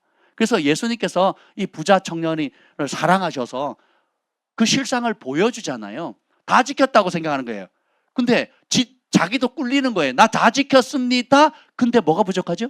이렇게 얘기를 하는 거예요. 다 지켰다면 자기는 행복해야 되죠. 다 지켰다면 영생에 확신이 있어야 된단 말이죠. 다 지켰다면 하나님과 관계에 대해서 인생의 목적에 대해서 공허함이 없어야 되는데 찌는 다 지켰고 껍데기는 다 지켰는데 자기가 생각하기엔 다 지켰고 내가 옳다고 하는 그 일에 나름대로 고생하면서 세상에 물들지 않고 지켰는데 예수님은 나 다 지켰는데 왜 안 지킨 것처럼 말씀하실까? 꿀리기 시작하는 거예요. 찔리기 시작하는 거죠. 그때 예수님께서 하시는 말씀이 나옵니다. 21절 읽어보세요. 21절 시작. 예수께서 이르시되 내가 온전하고자 할진대 가서 내 소유를 팔아 가난한 자들에게 주라. 그리하면 하늘에서 보화가 내게 있으리라. 그리고 와서 나를 따르라 하시니. 우리의 가장 큰 문제는 내 본심을 내가 모른다는 거예요. 근데 예수님께서 오신 이유는 우리의 본심을 빛 가운데 드러내 주신다는 거예요. 여러분 속사람 치유해 보시니까 어때요? 치유 받을 때 느낌이 다르고 또 치유 사역으로 섬기는 섬김이들 있죠? 섬겨 보시니까 어떻습니까? 여러분들이 섬겨주는 대상이 여러분이 하나님께서 성령께서 여러분에게 계시로 혹은 여러 가지로 보여주시는 것과 그 사역을 받는 대상자들의 생각이 틀릴 때가 많죠. 어떻게 보면 그 갭을 하나님이 바라보시는 그 사람의 본 모습과 그 사역을 받는 대상자가 생각하는 본 모습의 갭이 클수록 사역의 규모가 커지게 되는 거고, 근데 이것을 겸손히 인정하고 주님의 말씀 앞에 복종하도록 이 간격을 좁힐수록 어떻게 해요? 그 사람은 회복이 일어나거든요. 이렇게 다른데 하나님의 말씀이 틀렸다고 우기면 우길수록 어떻게 돼요? 이 사람은 옛 습관, 옛 삶, 옛 고통, 옛 질병에서 못 벗어납니다. 근데 어린아이와 같은 사람들은 어떻게 해요? 우리 어린아이들 굉장히 빠르잖아요. 우리 온유한테 했더니 온유가 너무 행복해하는 거예요. 오늘 예수를 만나가지고 무슨 얘기도 하고 뭐 그래서 어땠고 왜 그러냐면 지도해주는 섬김이가 인도해주는 그대로 따라하거든요. 어린아이와 같이 않으면 결단코 천국을 누리지 못하는 거예요. 우리가 어린아이처럼 가르쳐주면 그대로 받아들이니까 진리가 주는 혜택을 누리게 되는 겁니다. 그래서 메타인지 하는 은혜가 있기를 축복합니다. 그래서 이걸 해결할 수 있는 방법 아주 심플해요. 뭐예요? 내 소유를 팔아라. 가난한 자들에게 주라. 그리하면 하늘에서 보화가 내게 있으리라. 그리고 와서 나를 따르라. 이 부자 청년에게는 절대절명의 기회가 생겼어요. 포장지 멋지게 포장해서 이미 자기가 가지고 있는 걸 가지고 위선적인 삶으로 나머지 인생을 살아갈 거냐? 다 지켰다라고 믿고 예수님 잘못 보신 거예요. 예수님은 나에 대해서 잘 모르시는 거예요. 예수님 나 지금 처음 봤잖아요. 나 잘 모르시죠? 나 계명 다 지켰어요.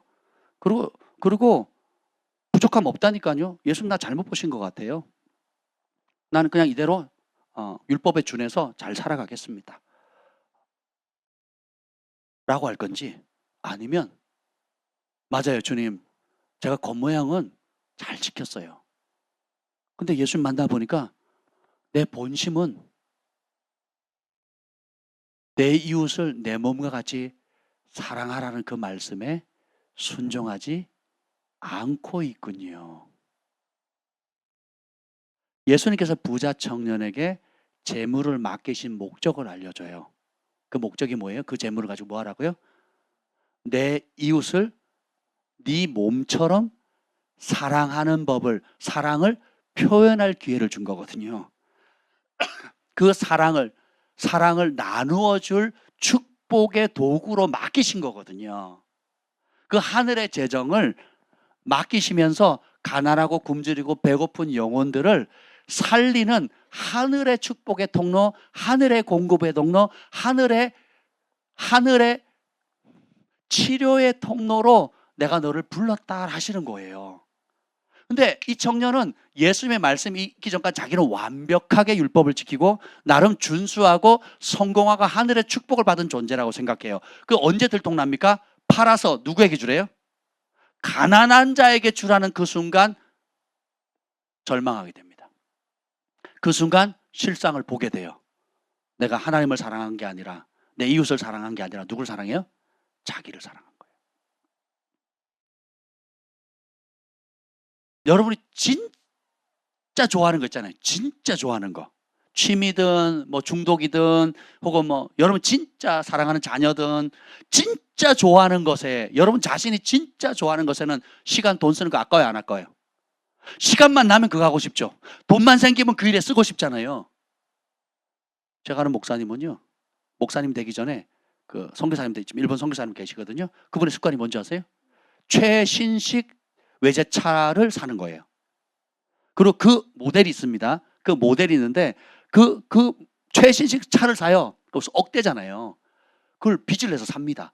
그리고 한 달, 두 달을 타는데 언제까지 타느냐? 그 다음 모델이 나올 때까지 탑니다. 그 다음 모델이 나오죠? 그러면요, 이 차를 팔아요, 중고로. 그러니까 2달 탈 때도 있고, 석 달 탈 때도 있고, 어떤 데는 한 달 탈 때도 있어요. 혹은 길게 타도 1년을 못 탑니다. 그리고 새로운 모델이 오면 그걸 또 바꿔요. 그럼 수억 되잖아요.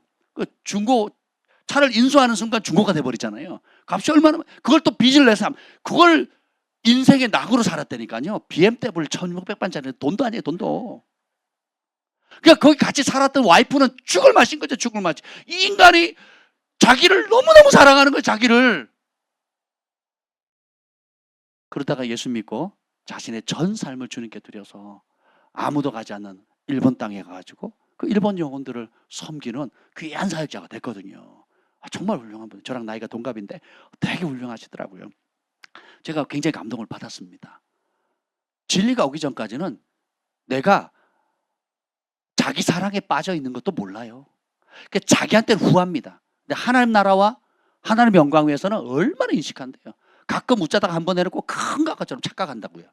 근데 늘 그 마음이 있고 늘 하나님 나라와 몸된 교회와 주의 종들과 선교사님들과 예수님과 관련되어 있는 모든 또 주의 백성들을 향해 늘 마음 있는 사람은요, 늘 그 일을 하기 때문에 자기가 뭔 큰일을 했다고 생각 자체를 안 해요. 설거지 안 하는 사람이 웃자다가 설거지하면 여보 나 설거지했다고 막 박수 쳐달라고. 제가 지금 그러고 있거든요. 저는 평생 그럴 거예요. 너무 걱정하지 마세요. 저는 근하게 삽니다. 저는 설거지하라고 태어난 게 아니에요. 저는 말씀을 전하라고 태어났기 때문에. 웃자다가 한번 손님 오면 저는 합니다. 또 교회 큰 행사 있으면 가끔 합니다. 사실 뭐 저 그렇지 않아요. 제가 가평 있는 설거지는 제가 다 합니다. 청소도 제가 다 하고요.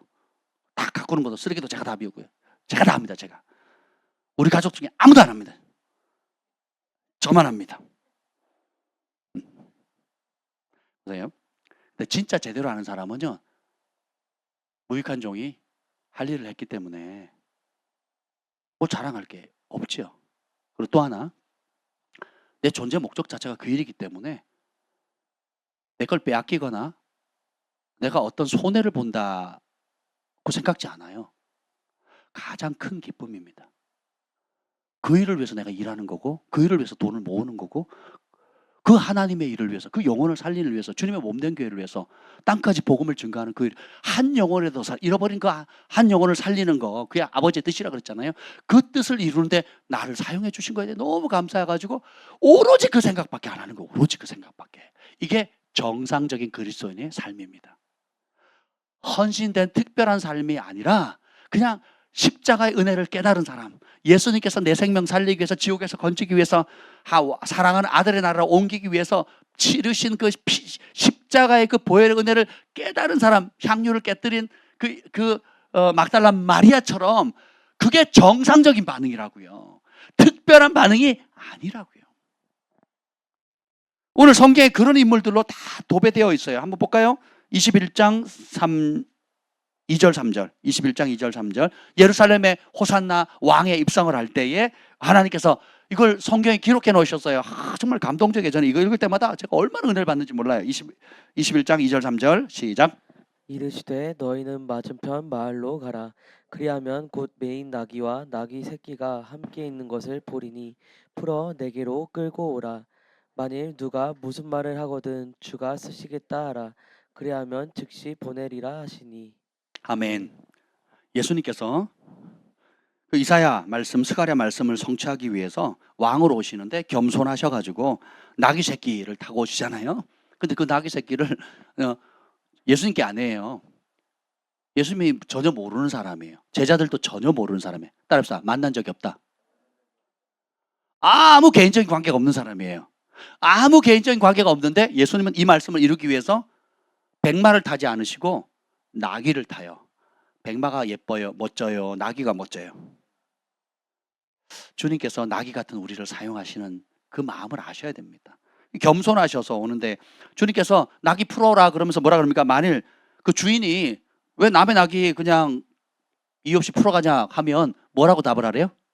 주가 쓰시겠다. 주가 쓰시겠다. 라는 그 말을 들었을 때 그 주가 누군데? 뭔데 나한테 감히 그래? 라고 반응하지 않는다는 거예요. 주가 쓰시겠다 할 때에 그 나귀의 주인은 뭐라 그래요? 그리하면 즉시 보내리라. 이 말씀이 제 인생을 바꿔놓은 말씀 중에 하나입니다. 아, 그렇구나. 주가 쓰시겠다 하면, 자, 내 삶의 모든 소유권이 나에게 있어요? 하나님께 있어요? 누가 주인이에요? 내가 주인이에요? 하나님이 주인이에요? 예수님이 피값으로 우리를 사셨다 그랬죠. 하나님이 아들의 피값으로 우리를 사셨다 그랬잖아요. 이제는 너희가 너희 것이 아니라 피값 사신 바 되었으니 하나님께 영광 돌리라 그랬잖아요. 그러면 이제 내 인생의 주인은 내가 아니고 나를 지으신, 나를 건지신 하늘 아버지께서 주인이시잖아요. 근데 그 하나님께서 성령을 통해서, 말씀을 통해서, 주의 종들을 통해서, 여러 가지 루트를 통해서, 여러 가지 하나님 말씀하시는 통로에서 주가 쓰시겠다 하시면 어떻게 해요? 즉시 보내드리는 거. 이게 내 인생의 목적이구나. 그래서 은혜 주셨구나. 그래서 은사 주셨구나. 그래서 건강 주셨구나. 그래서 재물을 맡기셨구나. 그래서 양들을 붙이셨구나. 그래서 하나님께서 이런저런 아름다운 일들을, 하나님께 선하심과 인자심을 나에게 끊임없이 베풀어 주시는구나. 주가 쓰시겠다면 즉시 보내드리는 거. 그래서 저는 이런 말씀이 부딪히면요, 제 평생의 삶의 기초로 잡습니다. 감사한 것은 김 목사님과 저하고 이런 영역에서 똑같아요. 주님이 쓰신다 그러면요, 기쁨을 합니다. 얼마나 기쁜지 몰라요. 액수, 시간, 관계 아무 상관없습니다. 처음에는 몰랐으니까 벼룩의 간을 빼먹으시죠 하면서 좀 대들었거든요. 순종을 했습니다. 근데 이해가 안 되죠. 근데 시간이 지나면서 말씀을 알고 하나님이 어떤 분인 줄 알고 순종했을 때 하나님께서 어떤 은혜를 베푸시고, 순종했을 때 그 우리의 작은 헌신을 통해서 얼마나 아름다운 일을 행하시는지를 눈으로 봐왔잖아요. 삶의 기적을 경험했잖아요. 그러니까 그제서야 깨닫는 거예요. 처음엔 내가 뺏기는 줄 알았어요. 처음에는 내가 우리 하나님 공평하지 않다고 생각했었거든요. 그런데 우리 하나님은 신실하세요. 네 마음이 어디에 있느냐? 그걸 물어보시는 거예요. 마음이 주께 있으면 주께 드리는 게 하나도 아깝지 않습니다. 마음이 세상에 가 있죠? 그러면 교회와 하나님 나라와 주께 드리기에 관심이 없습니다. 아깝고 인색해요. 생생되게 합니다. 내 마음이 나를 위해 죽으신 예수님께 가 있죠. 내 하루의 일과가 눈을 뜰 때부터 눈을 감을 때 모든 게 예수님과 연결되어 있어요. 오늘도 나를 내가 만나는 사람들을 통해서 예수님의 생명을 전함으로 그 영혼들을 살리고 위로하고 세우고 주께로 돌이키는 축복의 통로가 되어 달라고 하게 되는 겁니다. 저희가 시간도 빠듯하고 여러 가지 일들이 많지만 곳곳에서 사역자들이나 성도들이나 또 일반 교회에서 감당하지 못하는 여러 사람들이 상담을 요청하면 저희가 거의 거절을 하지 않습니다. 그 이유가 뭔지 아세요? 아멘. 주가 쓰시겠다. 그 이유를 알려드릴게요. 마태복음 18장 13, 14절 12절부터 14절까지 쭉 읽어봅시다. 마태복음 18장 12절부터 14절까지 시작. 너희 생각에는 어떠하냐? 만일 어떤 사람이 양 100마리가 있는데 그 중에 하나가 길을 잃었으면 그 99마리를 산에 두고 가서 길 잃은 양을 찾지 않겠느냐? 진실로 너에게 이르노니 만일 찾으면 길을 잃지 아니한 99마리보다 이것을 더 기뻐하리라. 이와 같이 이 작은 자 중에 하나라도 잃은 것은 하늘에 계신 너희 아버지의 뜻이 아니니라. 아멘. 하늘 아버지의 뜻이 뭐예요? 마음이 어디가 있대요? 건강한 99마리, 울타리 안에 있는 안전한 99마리보다 길 잃어버린 한 마리의 그 양도 잃지 않는 거예요. 교회 안에 건강한 99마리가 있을 수 있고 또 한 마리의 아픈 양이 있을 수가 있어요. 한국 땅의 교회가 5만 개 교회고 세계로 보면 굉장히 많은 교회가 있지만 하늘에서 보면 교회는 하나밖에 없습니다. 예수님의 핏값으로 사신 지구촌에 한 가족 한 교회밖에 없거든요. 그래서 저희를 찾아올 정도면 한계치에 이른 분들이거든요. 갈 바를 모르시는 분들이거든요. 그리고 어디 가도 해답을 찾지 못하는 분들이거든요. 그럼 그걸 부인할 수가 없잖아요. 저버릴 수가 없잖아요. 그거 어떡합니까? 우연한 만남은 없거든요. 우연히 보현해 주시는 게 없어요. 심지어 우연히 지나가는 나그네라도 성경은 잘 대접하라 그러거든요. 하물며 스스로 찾아왔다면 얼마나 더 소중히 여겨야 될까요? 그래서 우리에게 이런 은혜와 은사와 교회를 주신 목적은 뭐예요? 그 길 잃어버린 영혼들 살리라는 거예요. 살리라는 거. 그 마음으로 섬기는 거예요. 그러니까 은혜를 은혜로 갚는 사람은 많지 않습니다. 은혜를 왼수로 갚거나 혹은 이용하거나 자기가 원하는 대로 해주지 않았다면 등에 칼을 꽂거나 그런 분들도 종종 있죠. 그렇다 할지라도 구데기 무서워서 장 못 담근다는 그 속담처럼 아니 의사가 심장 전문의가 한국의 세계적인 심장 전문의가 손에 피를 안 묻히고 어떻게 환자를 수술합니까? 금, 은, 다이아몬드, 보석을 캐는 광부가 어떻게 먼지를 안 뒤집어 쓰고 그 보화를 캘 수가 있겠어요. 정신병을 담당하는 정신병 환자가 그 정신질환자들이 내뱉는 그 수많은 이상한 소리를 듣지 않고 좋은 소리, 자기를 인정해 주는 소리 듣고 어떻게 그 환자를 치유할 수 있겠어요. 사업가도 자기 분야에 그러니까 좋은 일만 하면서 좋은 소리만 들으면 사업이 됩니까? 우리 정관동 헤어스케치 원장님 제일 큰 장점이 뭔지 아세요?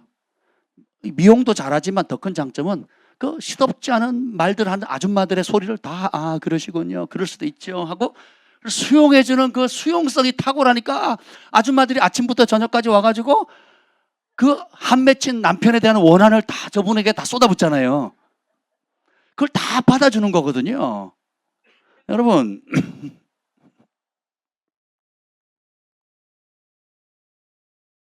주님이 우리를 이 땅에 보내신 목적, 먼저 예수님이 이 땅에 오신 목적, 잃어버린 영혼들 도로 찾기 위해고 많은 사람 살리기 위해서 목숨을 버리기 위해서 왔잖아요. 다 얻기 위해서 다 버리기 위해 오셨거든요. 그리고 너희는 나를 따르라 그랬잖아요. 우리 누굴 쫓아가는 사람이에요? 예수님 쫓아가. 예수님은 다 얻기 위해서 다 버리셨잖아요. 그럼 그런 예수님을 쫓아가는 우리는 예수님 안에 있는 모든 아름다운 것들, 영혼들, 하나님의 뜻을 다 얻기 위해서는 또 뭘 해야 돼요? 다 버려야 되는 거예요.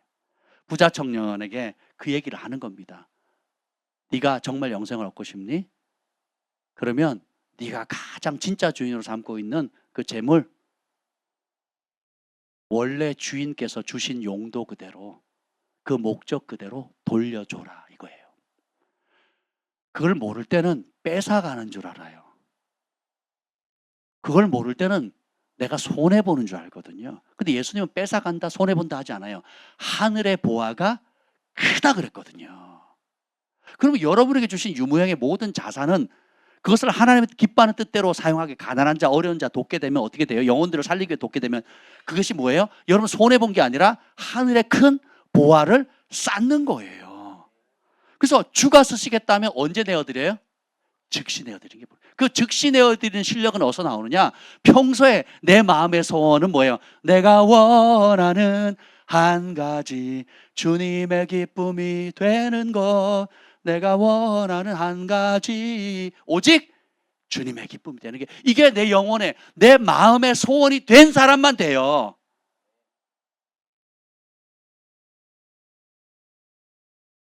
교회가 수련회를 하고 또 교회가 차량이 또 필요하게 됐어요. 트럭이 필요하게 됐습니다. 어떤 형제님이 감동이 돼가지고 갑자기 본인이 씨앗을 심겠다고 했어요.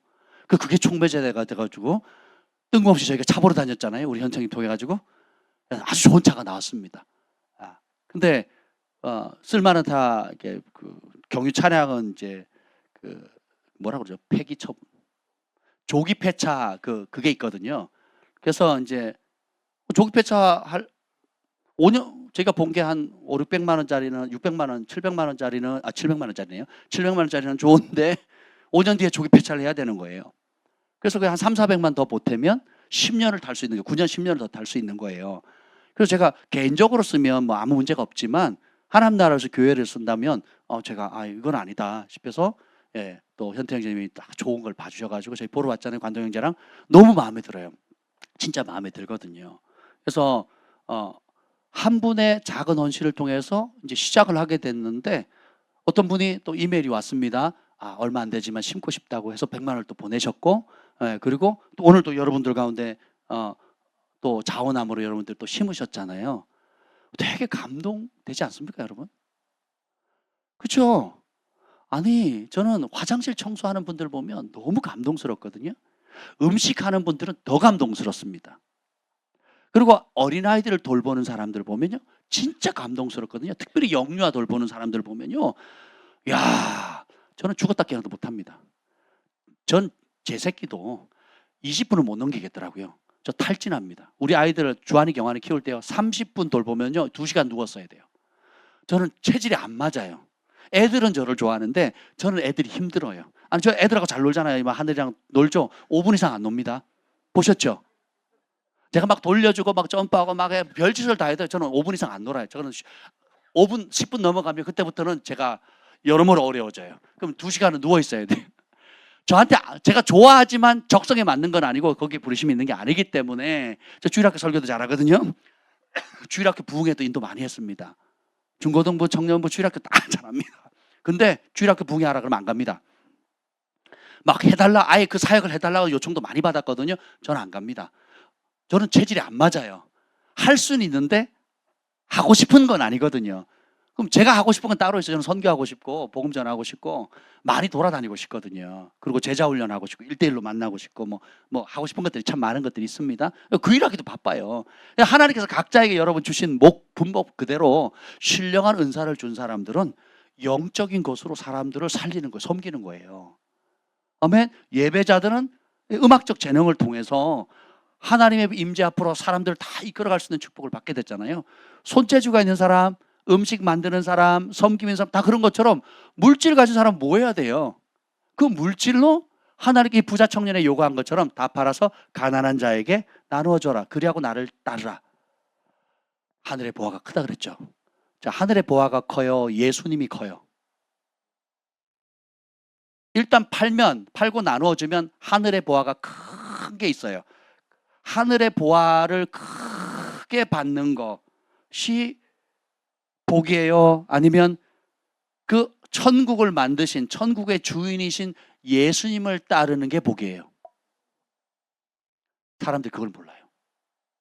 당장 눈앞에 하늘의 보화도 관심도 없고, 그 하늘의 보화에 대한 관심이 없으니까 그 천국의 주인이신 천국 기자신 그 천국 그 자신이신 그 자체이신 예수님에 대한 가치를 모르는 거예요. 근데 놀라운 거는 성령님이 오시면 아주 놀라운 일들을 행하시는데 19장 19장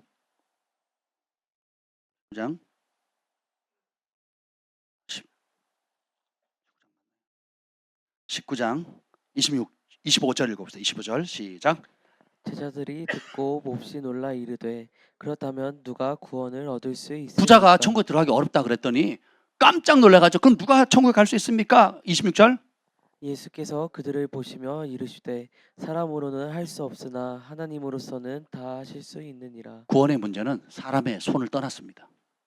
하나님밖에 할 수가 없어요. 하나님밖에 답이 없습니다. 아멘. 부자만 들어가기 어렵습니까? 가난한 사람 들어가기 쉬워요? 가난한 사람 들어가기 쉽습니까? 사람으로 할 수 없습니다. 근데 하나님은 할 수 있게 해요. 뭘 하게 하느냐? 27절에 답이 나와 있어요. 27절 시작. 이에 베드로가 대답하여 이르되 보소서 우리가 모든 것을 버리고 주를 따라 싸운데 그런즉 우리가 무엇을 얻으리이까? 부자는 두 가지를 못하죠. 버리질 못해요. 따르질 못합니다. 버리질 못하면 따르질 못하거든요. 근데 따를 마음이 있으면 버리게 됩니다. 우리 눈에는 버리는 거지만 사실은 영적인 현실은 뭐예요? 최고의 투자를 하는 겁니다. 하늘 보화에 투자하는 거고요. 그리고 예수님과 영원토록 동행할 수 있는, 예수님과 함께 할 수 있는, 예수님을 따를 수 있는 하나님 그분과 동행할 수 있는 어마무시한 복을 받는 거예요. 천국 보화보다 천국에서 큰 상 받는 것보다 더 큰 복을 받는 거예요. 하나님으로 할 수 있다. 그럼 하나님 무엇을 하시느냐? 베드로와 12제자들에게 주님께서 어떤 능력을 주셨느냐? 이겁니다. 그 첫 번째가 뭐냐면 그들의 눈을 열어서 예수님을 따르는 것이 얼마나 큰 가치가 있는지, 다 예수님을 따르기 위해서 다 버리는 것의 가치를 보게 하시는 거예요. 예수님을 따르는 그 가치를 보는 눈이 열리기를 예수님으로 축복합니다. 보이면 가게 되고요. 못 보면 못 갑니다. 부자 청년은 봤어요, 못 봤어요? 못 봤죠. 그러니까 못 가요. 여러분 보고 계십니까? 여러분 진짜 보고 계십니까? 제가 교회 상황도 있고 여러 상황들이 있는데 제 마음에 항상 하나 이렇게 죄송한 몇 가지들이 있어요. 우리가 분수에 맞게끔 형편에 맞게끔 살아야 되잖아요. 그럼에도 불구하고 하나님께 드려지는 성물들 있잖아요. 하나님 나라 위해서 쓰여지는 것들을 가운데 중고로 드려지는 것에 대한 부담이 굉장히 큽니다. 제가 제 물건들을 제가 개인적으로 사는 건 당근에도 사고 중고 물건 사는 걸 아껴 쓰는 걸 되게 좋아합니다. 그래서 막 일부러 멀리 차 끌고 가가지고 몇천 원짜리를 사오기도 해요. 기름값이 더 들어 사실은. 그럼에도 불구하고 아껴 쓴단 말이죠. 근데 하나님께 드릴 때는 구약이나 신약이랑 똑같거든요. 최고의 것을 드리게 돼 있어요. 여러분이 쓰던 물건이 두 가지가 있는데 이런 거 있죠. 내가 기존에 쓰던 물건이 있고 새 것이 들어왔어요. 근데 하나님께 뭔가를 드리고 싶어요. 그럼 뭘 드려야 정상입니까? 근데 현실은 여러분이 진짜 사랑하고 존경하는 사람이 있어요. 그리고 귀하게 이거 정말 내가 너무 감사하게 생각하는 사람이 있어요. 내가 쓰는 최신형 휴대폰이 있고 그 다음에 쓰던 중고폰이 있고 또 새 거 산 최신형 폰이 있어요. 박스도 뜯지 않은 게 있어요. 내가 진짜 사랑하고 존경해요. 그럼 뭐 어떤 걸 드리겠습니까? 여러분 선물을 다른 사람에게 할 때 박스 뜯은 게 있고 쓰던 게 있고 새 것이 있어요. 근데 진짜 사랑하고 존경한다면 뭘 드리겠어요? 새 거죠. 우리 사람들 사이에서 친구들과 선물할 때는 유통기한 확인하잖아요. 그죠? 그리고 포장도 이쁘게 하잖아요. 박스를 뜯지 않죠. 뜯고 쓰던 걸 주면 오히려 안 하니만 못할 때가 간혹 있잖아요. 그죠? 형편이 다 다르지만 우리가 여러분들이 앞으로 신앙생활 하거나 또 하나님 앞에 기도할 때 하나님께 서운한 무엇을 할 때는 한나의 마음처럼 최고의 것을 드리는 거예요. 아멘. 구약의 법이 그렇게 정해져 있고 신약도 마찬가지예요. 나는 최고의 것 좋은 거 쓰면서 하나님께는 가볍게 생각하거나 혹은 내가 할 수 있음에도 불구하고 뭐랄까 쓰던 거. 그래서 그 구약의 그 선지서들 보면 그렇잖아요. 너희가 드리는 예물 총독에게 줘봐라. 봤냐? 까딱 잘못하다가 목이 날아갈 수도 있다 이거예요. 그런 걸 하나님께 드리지 마라. 그래놓고 하나님께 예물을 드렸다라고 얘기한다 그러거든요. 그러니까 우리가 생각을 바꾸셔야 된다는 거예요. 그래서 저는 이제 주의 일을 할 때에 그런 생각을 많이 해요. 주의 종들을 섬길 때도 그렇고요. 주의 종들이 어렵거나 선교사님들이 어려우면 항상 그런 입장으로 생각해요. 이게 그 사람, 그 대상에게 하는 게 아니라 하나님과 결부시키는 거예요. 그래서 누구에게 드리는 거예요? 하나님께 드리는 거라고 생각을 하는 거예요. 그런 마음 태도가 좀 달라져요. 그래서 생각이 사실과 현실에 매여 있는 삶, 그 법칙에 갇혀 있는 삶을 살 거냐, 아니면 하나님 말씀하시는 진리의 차원으로 높여갈 거냐. 요 갭을 줄여가는 게 뭐예요? 믿음을 발휘하는 겁니다. 그래서 현태 형제님이 차를 첫 번째 보여준 것도 너무 마음에 들었거든요.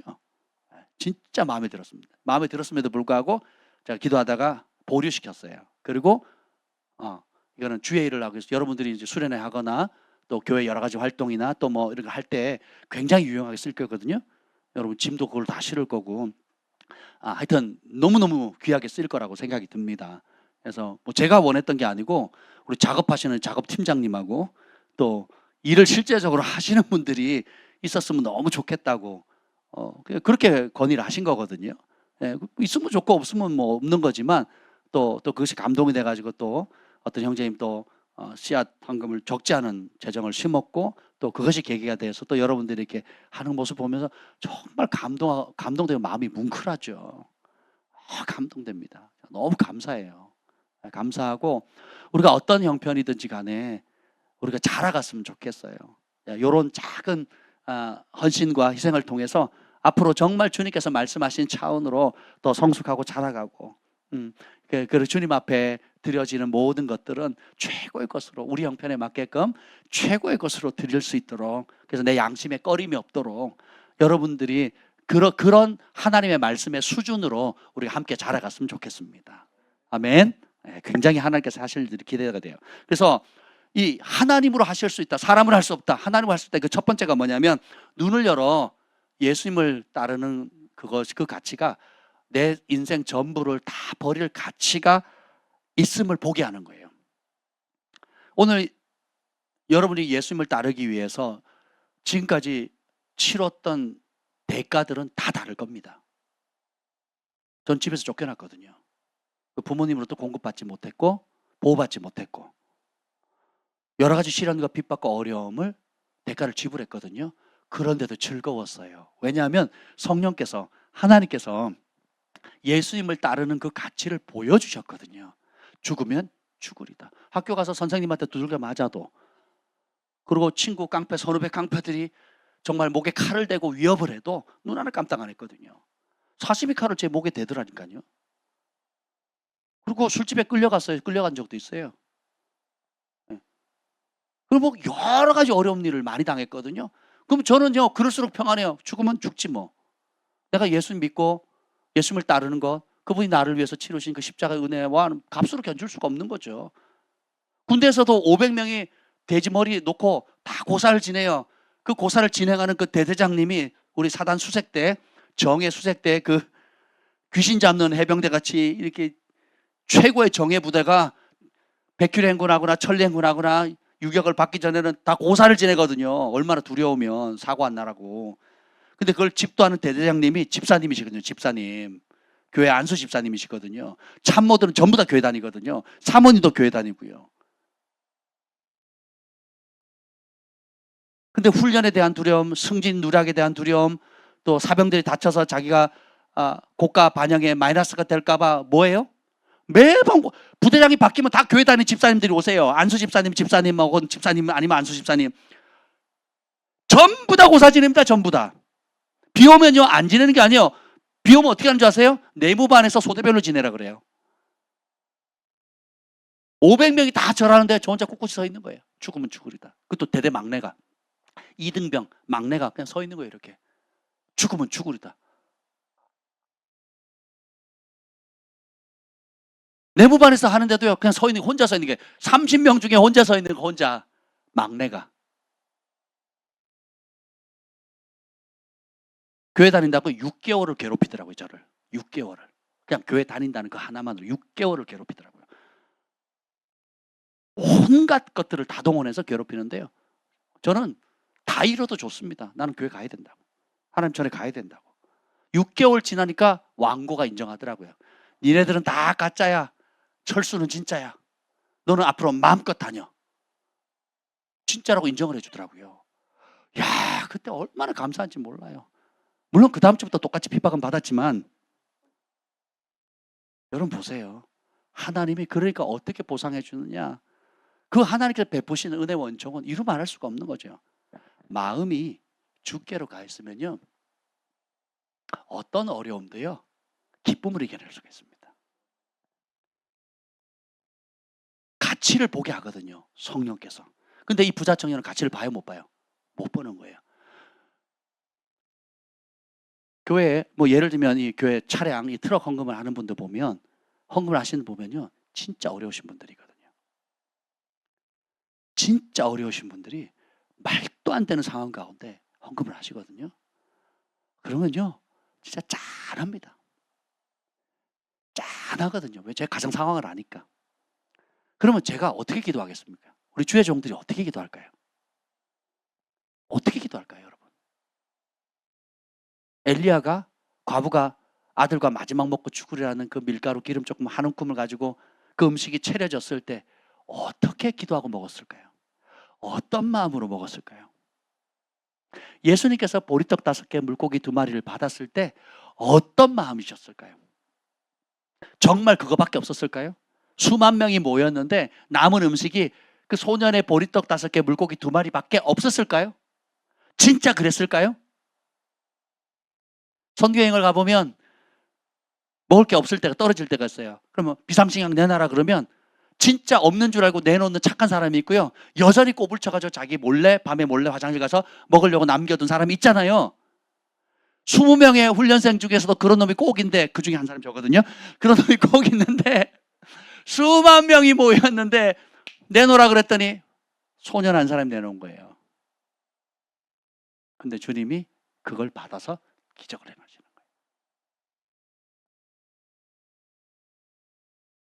거예요. 우리 하나님이 어떤 하나님인지를 우리가 말씀을 통해서 그렇게 배워가는 거예요.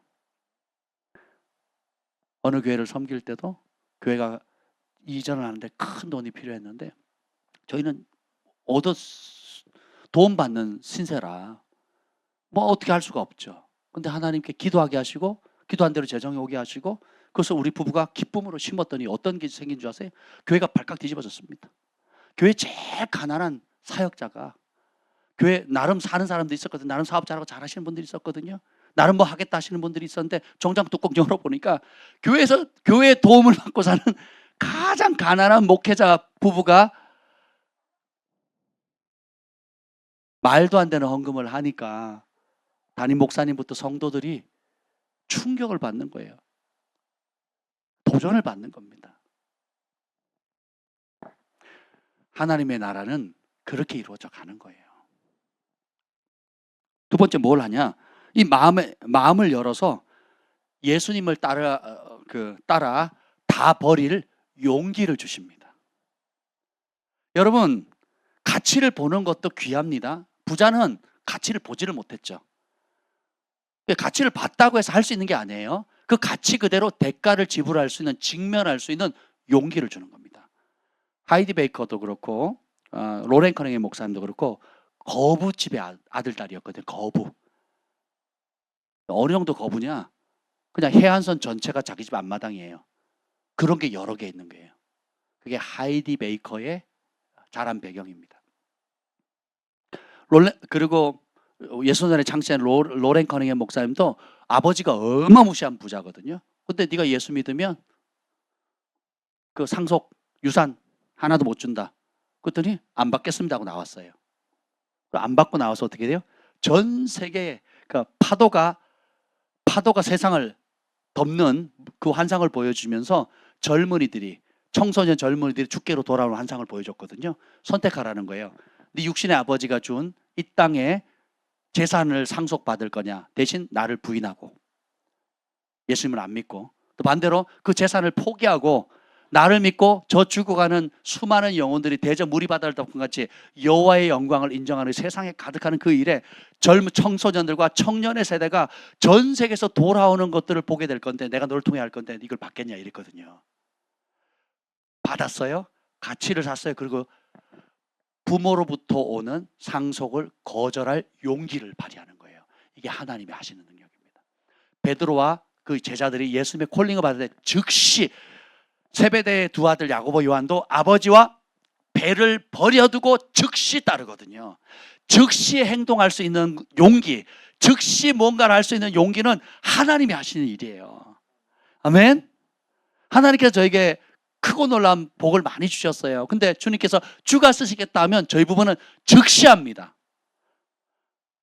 무엇이 시간이 걸리느냐? 분별하는 데 좀 시간이 걸릴 뿐이에요. 진짜 하나님 뜻인가? 과연 그러한가? 인간적인 것이 아닌가? 욕심이 아닌가? 걱정이 아닌가? 두려움 때문에 그런 거 아닌가? 이거 분별합니다. 그런데요, 성령께서 하시는 것들을 보면요, 명료합니다. 내 의로, 내 감정으로 내 기분 따라 하는 거는 좀 탁해요. 흐릿합니다. 그런데 하나님이 기뻐하는 일을 보면 말씀에도 명확하고 내 영역에도 내 양심에도 꺼리낌이 없고요. 선명하거든요. 그러면 어떻게 해요? 선명한데 치료해야 될 거는 굉장히 커요.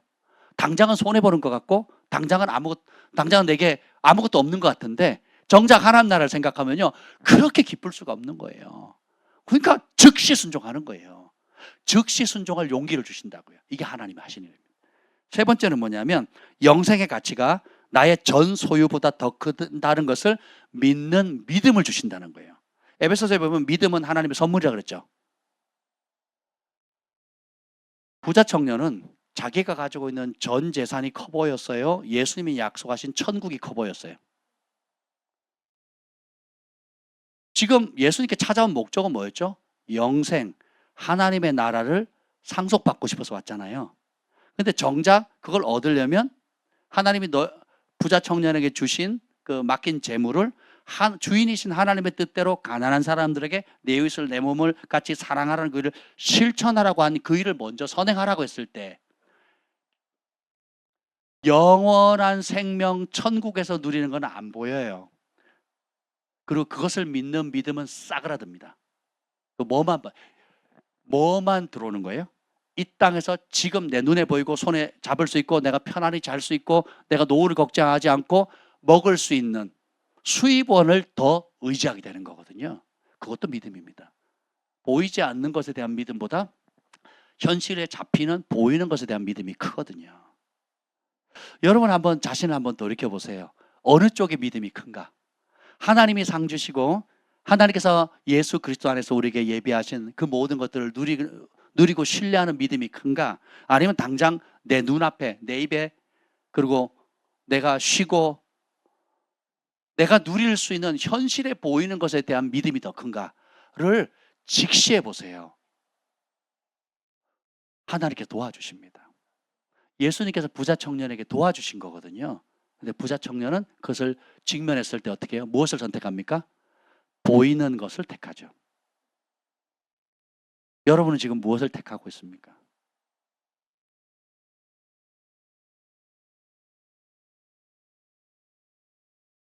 행동하는 믿음이 하늘을 움직입니다.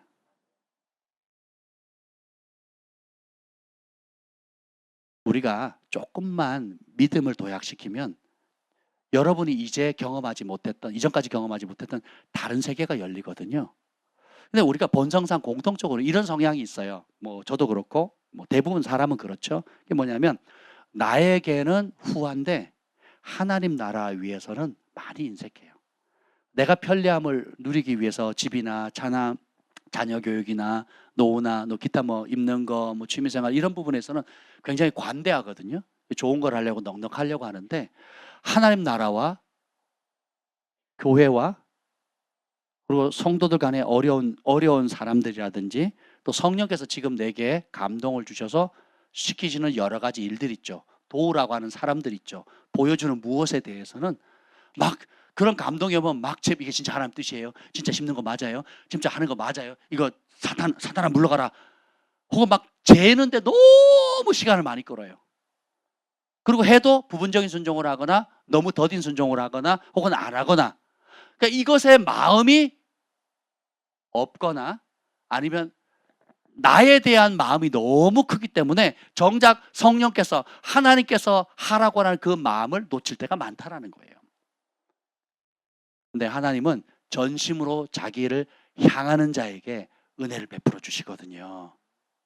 그래서 순종의 맛을 드리게 되면 순종하는 것이 불순종하는 것보다 훨씬 쉬워요. 지금 말 제대로 했나요? 맞죠? 여러분, 하나님을 마음이 없으면요 불순종하는 게 쉽습니다. 불순종하는 게 순종하는 것보다 쉬워요. 근데 마음 있죠. 내 마음이 주께로 향하잖아요. 불순종하는 게 순종하는 것이 불순종하는 것보다 훨씬 쉬워요. 그런 분만 아멘. 예, 그 은혜가 임하기를 축복합니다. 기대가 되지 않습니까, 여러분? 제가 이 트럭 사건이 있기 전에 말씀드렸잖아요. 제가 한 3주 전에 3, 4주 전쯤 기억도 잘 안 나는데 기도하는데 하나님께서 제 본심을 터치하셨다고. 그러면서 성령께서 나는 너의 마음을 원한다 하시더라고요. 너를 향한 나의 유일한 관심은 너의 본심이다. 네 마음을 나에게 주렴. 그래서 제가 회개했어요. 하나님, 제 마음의 동기를, 제 마음의 의도를, 나의 입술의 모든 말과 마음의 묵상이 주께 연락되기를 원합니다. 했던 그 첫사랑의 자리로 돌이킵니다. 그러니까 마음이 막 저를 묶고 있었던 수많은 끈들이 두두두두 다 끊어지는 느낌을 받았어요. 그리고 그때 이후로 은총의 물결들이 막 몰려오는 게 지금도 보이거든요. 영적으로 느껴져요. 좋은 일이 오고 있습니다. 트럭만 오는 게 아니에요. 지금 땅이 오고 있고요. 그리고 지금 시편 67편 7절 읽어봅시다. 67편 7절 우리에게 주는 약속의 말씀. 시편 67편 7절 67편. 하나님이 우리에게 복을 주시리니 땅의 모든 끝이 하나님을 경외하리로다. 하나님이 우리에게 복 주신대요. 뭐 하라고? 땅의 모든 끝이 하나님을 경외하도록. 5절 읽어봅시다. 시작. 하나님이여 민족들이 주를 찬송하게 하시며 모든 민족으로 주를 찬송하게 이게 하시며. 하나님의 계획이에요. 이스라엘만이 아니고 한국, 일본, 중국, 러시아, 심지어 하나님을 대적하는 이란, 이라크, 온갖 나라의 모든 민족, 예외 없이 모든 민족이 주를 찬송하고 주의 이름을 높이도록 하는 그날을 위해서. 왜냐하면 심판이 있거든요. 4절. 온 백성은 기쁘고 즐겁게 노래할지니 주는 민족들을 공평히 심판하시며 땅 위의 나라들을 다스리실 주님이 것이니이다. 심판하시고 공의롭게 심판하시고 땅의 나라를 다스릴 거라는 거예요. 그래서 2절. 주의 도를 땅 위에 주의 구원을 모든 나라에게 알리소서. 이게 우리가 해야 될 일이에요. 주의 길, 그래서 주의 구원을 모든 나라에 알려야 돼요. 하나님께서 그 1절에 우리에게 은혜를 베푸시고 복을 주시고 그 얼굴의 빛을 비추시는 이유가 뭐예요? 주님의 도와 주님의 구원을 만방에 알리라는 거예요. 그래서 심판이 올 것이다. 그러나 하나님의 구원의 길이 있다.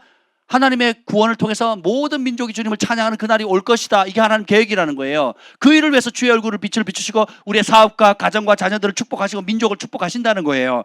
그래서 하나님께서 우리에게 복을 주시는데 그 복의 차원이 다시 6절이요. 6절 시작. 땅이 그의 소산을 내어 주었으니 하나님 곧 우리 하나님이 우리에게 복을 주시니. 여러분이 땀 흘리는 모든 손수라는 수고하는 모든 일들 가운데 하나님께서 복을 주셔요. 그 이유가 뭐예요? 7절. 하나님이 우리에게 복을 주시리니 땅의 모든 끝이 하나님을 경외하는 그 일에 우리가 태어난 거예요. 오늘 그 일자리를 주신 거예요. 오늘 그 재정을 맡기신 거예요. 그럼 내가 지금 받은 그 하나님께 주신 걸 믿으세요? 하나님이 복 주신 걸 믿으십니까? 그러면 그 왜 맡기셨어요? 여러분 맡긴 거 맞죠? 내가 주인 아니잖아요. 그죠? 왜 맡기셨어요? 67편에 뭐라고 하죠? 왜 맡기셨다고요? 땅의 모든 것을 하나님을 경외하는 그 일에 쓰임 받도록 하라. 그래서 다음 세대 세워야 되고 교회가 견고해야 되고 열방을 섬기는 센터가 세워지고 선교사님들을 위한 선교관을 만들고 선교사님들을 파송하고 열방을 방문하고 우리가 할 수 있는 여러분이 가지고 있는 유무형의 뭐 다양한 재능을 가지고 아니 여러분 내적 치유하니까 좋아요 나빠요? 이거 일본 사람에도 통합니다. 인도 사람한테 통한다고요. 중국 사람 다 통합니다. 사람같이 생긴 건 다 통한다고요. 그럼 우리끼리만 알콩달콩 할까요? 우리끼리만? 어떻게 해야 되겠어요? 나가야 되겠죠? 그러니까 돈 많이 버시라고요. 하나님께서 여러분의 유무형의 자산들을 주신 이유는 우리에게 그렇게 복을 주신 이유는 땅의 모든 것이 주께로 돌아오는 거예요. 하이디 베이커가 그렇게 헌신했을 때 하나님께서 모잠빅이라는 무슬림 나라 통째로 주시잖아요. 데이비드 호건 목사님이 잘 나가는 사업가인데 주님의 비행기 타고 비행기에서 주님의 음성 들었잖아요. 그래서 신혼초에 그냥 싸그리 접고 멕시코에 갔잖아요. 사모님 6개월 동안 우울증이 걸려 6개월 동안 밤이고 낮이고 밤이고 울기만 하다가 성령의 만지심을 받고 정신 차리고 어떻게 해요? 지금 근 50년을 거기서 사역을 하는데 20대 초반부터 시작해가지고 지금 50년을 사역했으니까 거의 70대 가까이 되네요. 40년이 넘었으니까 거의 그렇죠. 그 70대가 60대 후반이 다 돼가시네요. 그랬더니 이렇게요. 멕시코에 있는 산악 지역, 멕시코 전 지역을 다 주셨잖아요. 빌 잔슨 목사님은 샌프란시스코 레딩 캘리포니아에 미국에서 가장 가난한 지역 중에 하나였는데 그의 삶을 온전히 주님께 드리고 자신의 삶을 다 버리니까 어떤 역사가 일어납니까? 부흥을 일으키잖아요. 그리고 이들의 다 공통점이 뭐예요? 각자 하나님께서 주신 그 자리에 자신의 삶을 내어버리고 헌신하니까 그 지역을 살리고 그 나라를 살릴 뿐만 아니라 이 영향력이 전 세계로 뻗어나가잖아요. 오늘 이 말씀 그대로 하나님 우리에게 복을 주시니 땅의 모든 끝이 여호와를 경외하리다. 하나님께서 하이디 베이커 목사님과 그 사이 아이리스 미니스터의 사이에 축복을 하니까 전 세계 민족이 복을 받잖아요. 한국도 그 복을 받고 있잖아요. 저와 여러분도 받고 있잖아요. 그분의 삶을 통해서. 데이비드 호건 목사님의 헌신을 통해 가지고 다 얻기 위해서 다 버리셨잖아요. 다 얻기 위해서 그 영혼들을 얻기 위해서 다 주셨잖아요. 그러니까 하나님께서 멕시코 땅을 줄 뿐만 아니라 데이비드 호건 목사님 그 프리덤 사역이 전 세계 유럽뿐만 아니라 인도, 제가 한 달 동안 인도를 한 달 동안 동서남북으로 다 다녔잖아요. 데이비드 호건 목사님을 초청한 그 목사님이 있는데 그 목사님 성도가 70만 명이 70만 명. 그 70만 명 성도를 가지고 있는 담임 목사님이 우리 팀들 가지고 가족들이 전부 다 집으로 초대해 가지고 대야에 물을 받고 무릎을 꿇고 눈물로 발을 씻기더라고요. 그 파장이 얼마나 큰지. 70만 명의 성도를 두고 있는 성도가 호건 목사님과 우리 팀들을 집으로 초대해가지고 발을 씻기면서 눈물을 다 흘리면서 발을 닦는 거예요. 영적 아비라고. 어떤 분은 오자마자 인도를 대표하는 엄청난 분인데 무릎을 꿇고 감사하는 거예요. 감사. 하나님이 우리에게 주시는 복의 차원이 그러해야 된다고 저는 믿습니다. 조건 하나예요. 하나님의 사람으로 안 됩니다. 하나님이 그 가치를 볼 수 있는 눈을 열어주시는 거. 그 눈을 열어주실 때 거기에 대가를 지불할 용기를 갖는 거. 그리고 이 말씀에 순종함으로 하나님 나라와 이 영생의 가치가 나의 전 소유, 나의 인생, 내 계획보다 내가 꿈꾸는 그 어떤 것보다 비교도 안 될 정도로 가장 크다는 그 믿음을 갖는 거예요. 그 믿음을 붙잡는 거예요. 주님이 오늘 그런 사람을 찾고 계십니다. 예수님이 오신 목적은 섬기러 오셨고 목숨을 주러 오셨죠. 다 주시기 위해서 다 버리셨어요. 믿는 영혼을 다 얻기 위해서 다 버리셨습니다. 우리는 예수님을 따르는 사람이잖아요. 예수님의 길을 따라가야 되잖아요. 그럼 우리도 어떻게 해야 되겠습니까? 제자들이 다 버리고 예수님을 따랐던 것처럼 오늘도 우리를 그 자리로 초청하고 계십니다. 이 모든 것들의 열쇠는 마음에 달려 있습니다. 너의 마음이 지금 어디에 있느냐? 너의 꿈, 너의 행복, 너의 비전, 내가 추구하는 것이 과연 무엇이냐? 오늘 우리가 찬송했잖아요. 주님만이 나의 힘, 주님만이 나의 소망이잖아요.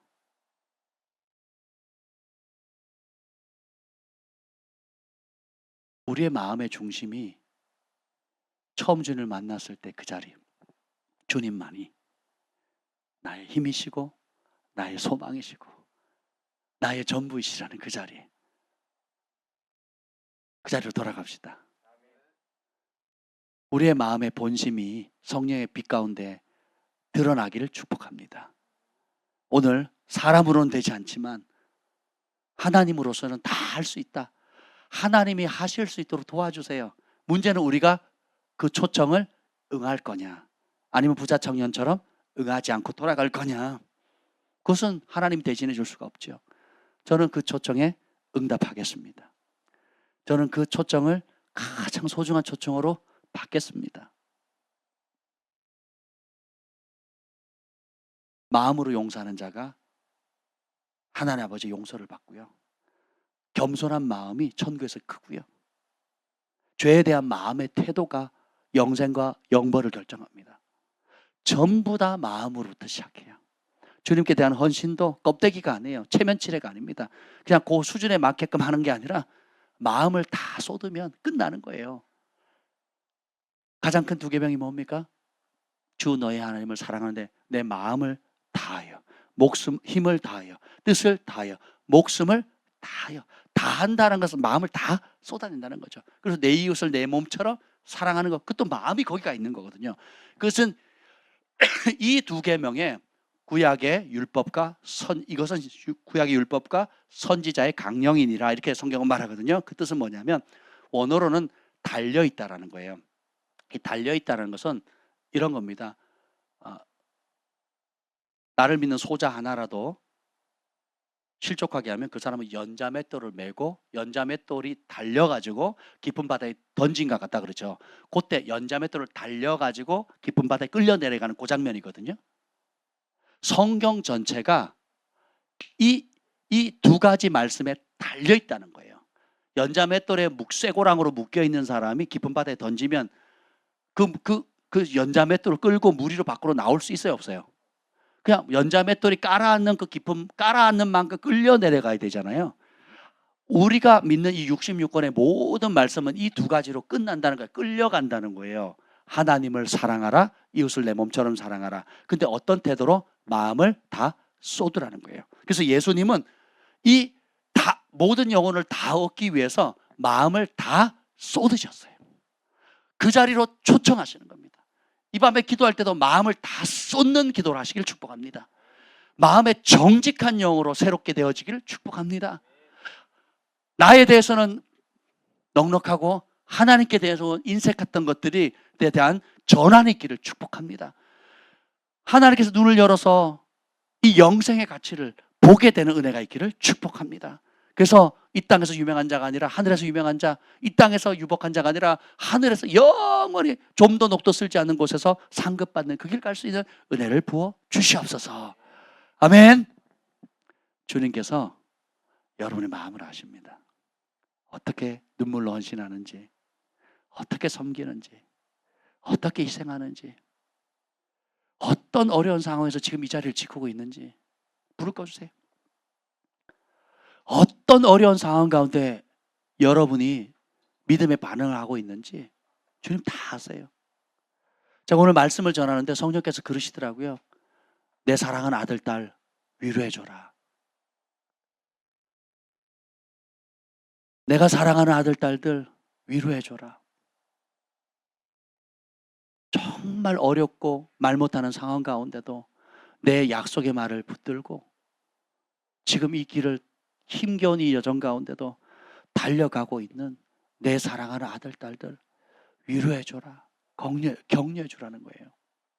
하나님께서 여러분 본심을 다 아십니다. 어떤 어려운 형편에서 여러분이 무릎을 꿇고 섬기고 희생하는지 주님이 다 아십니다.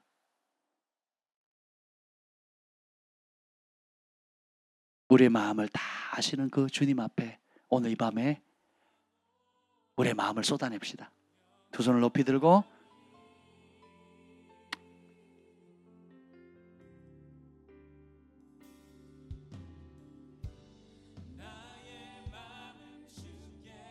기도하겠습니다.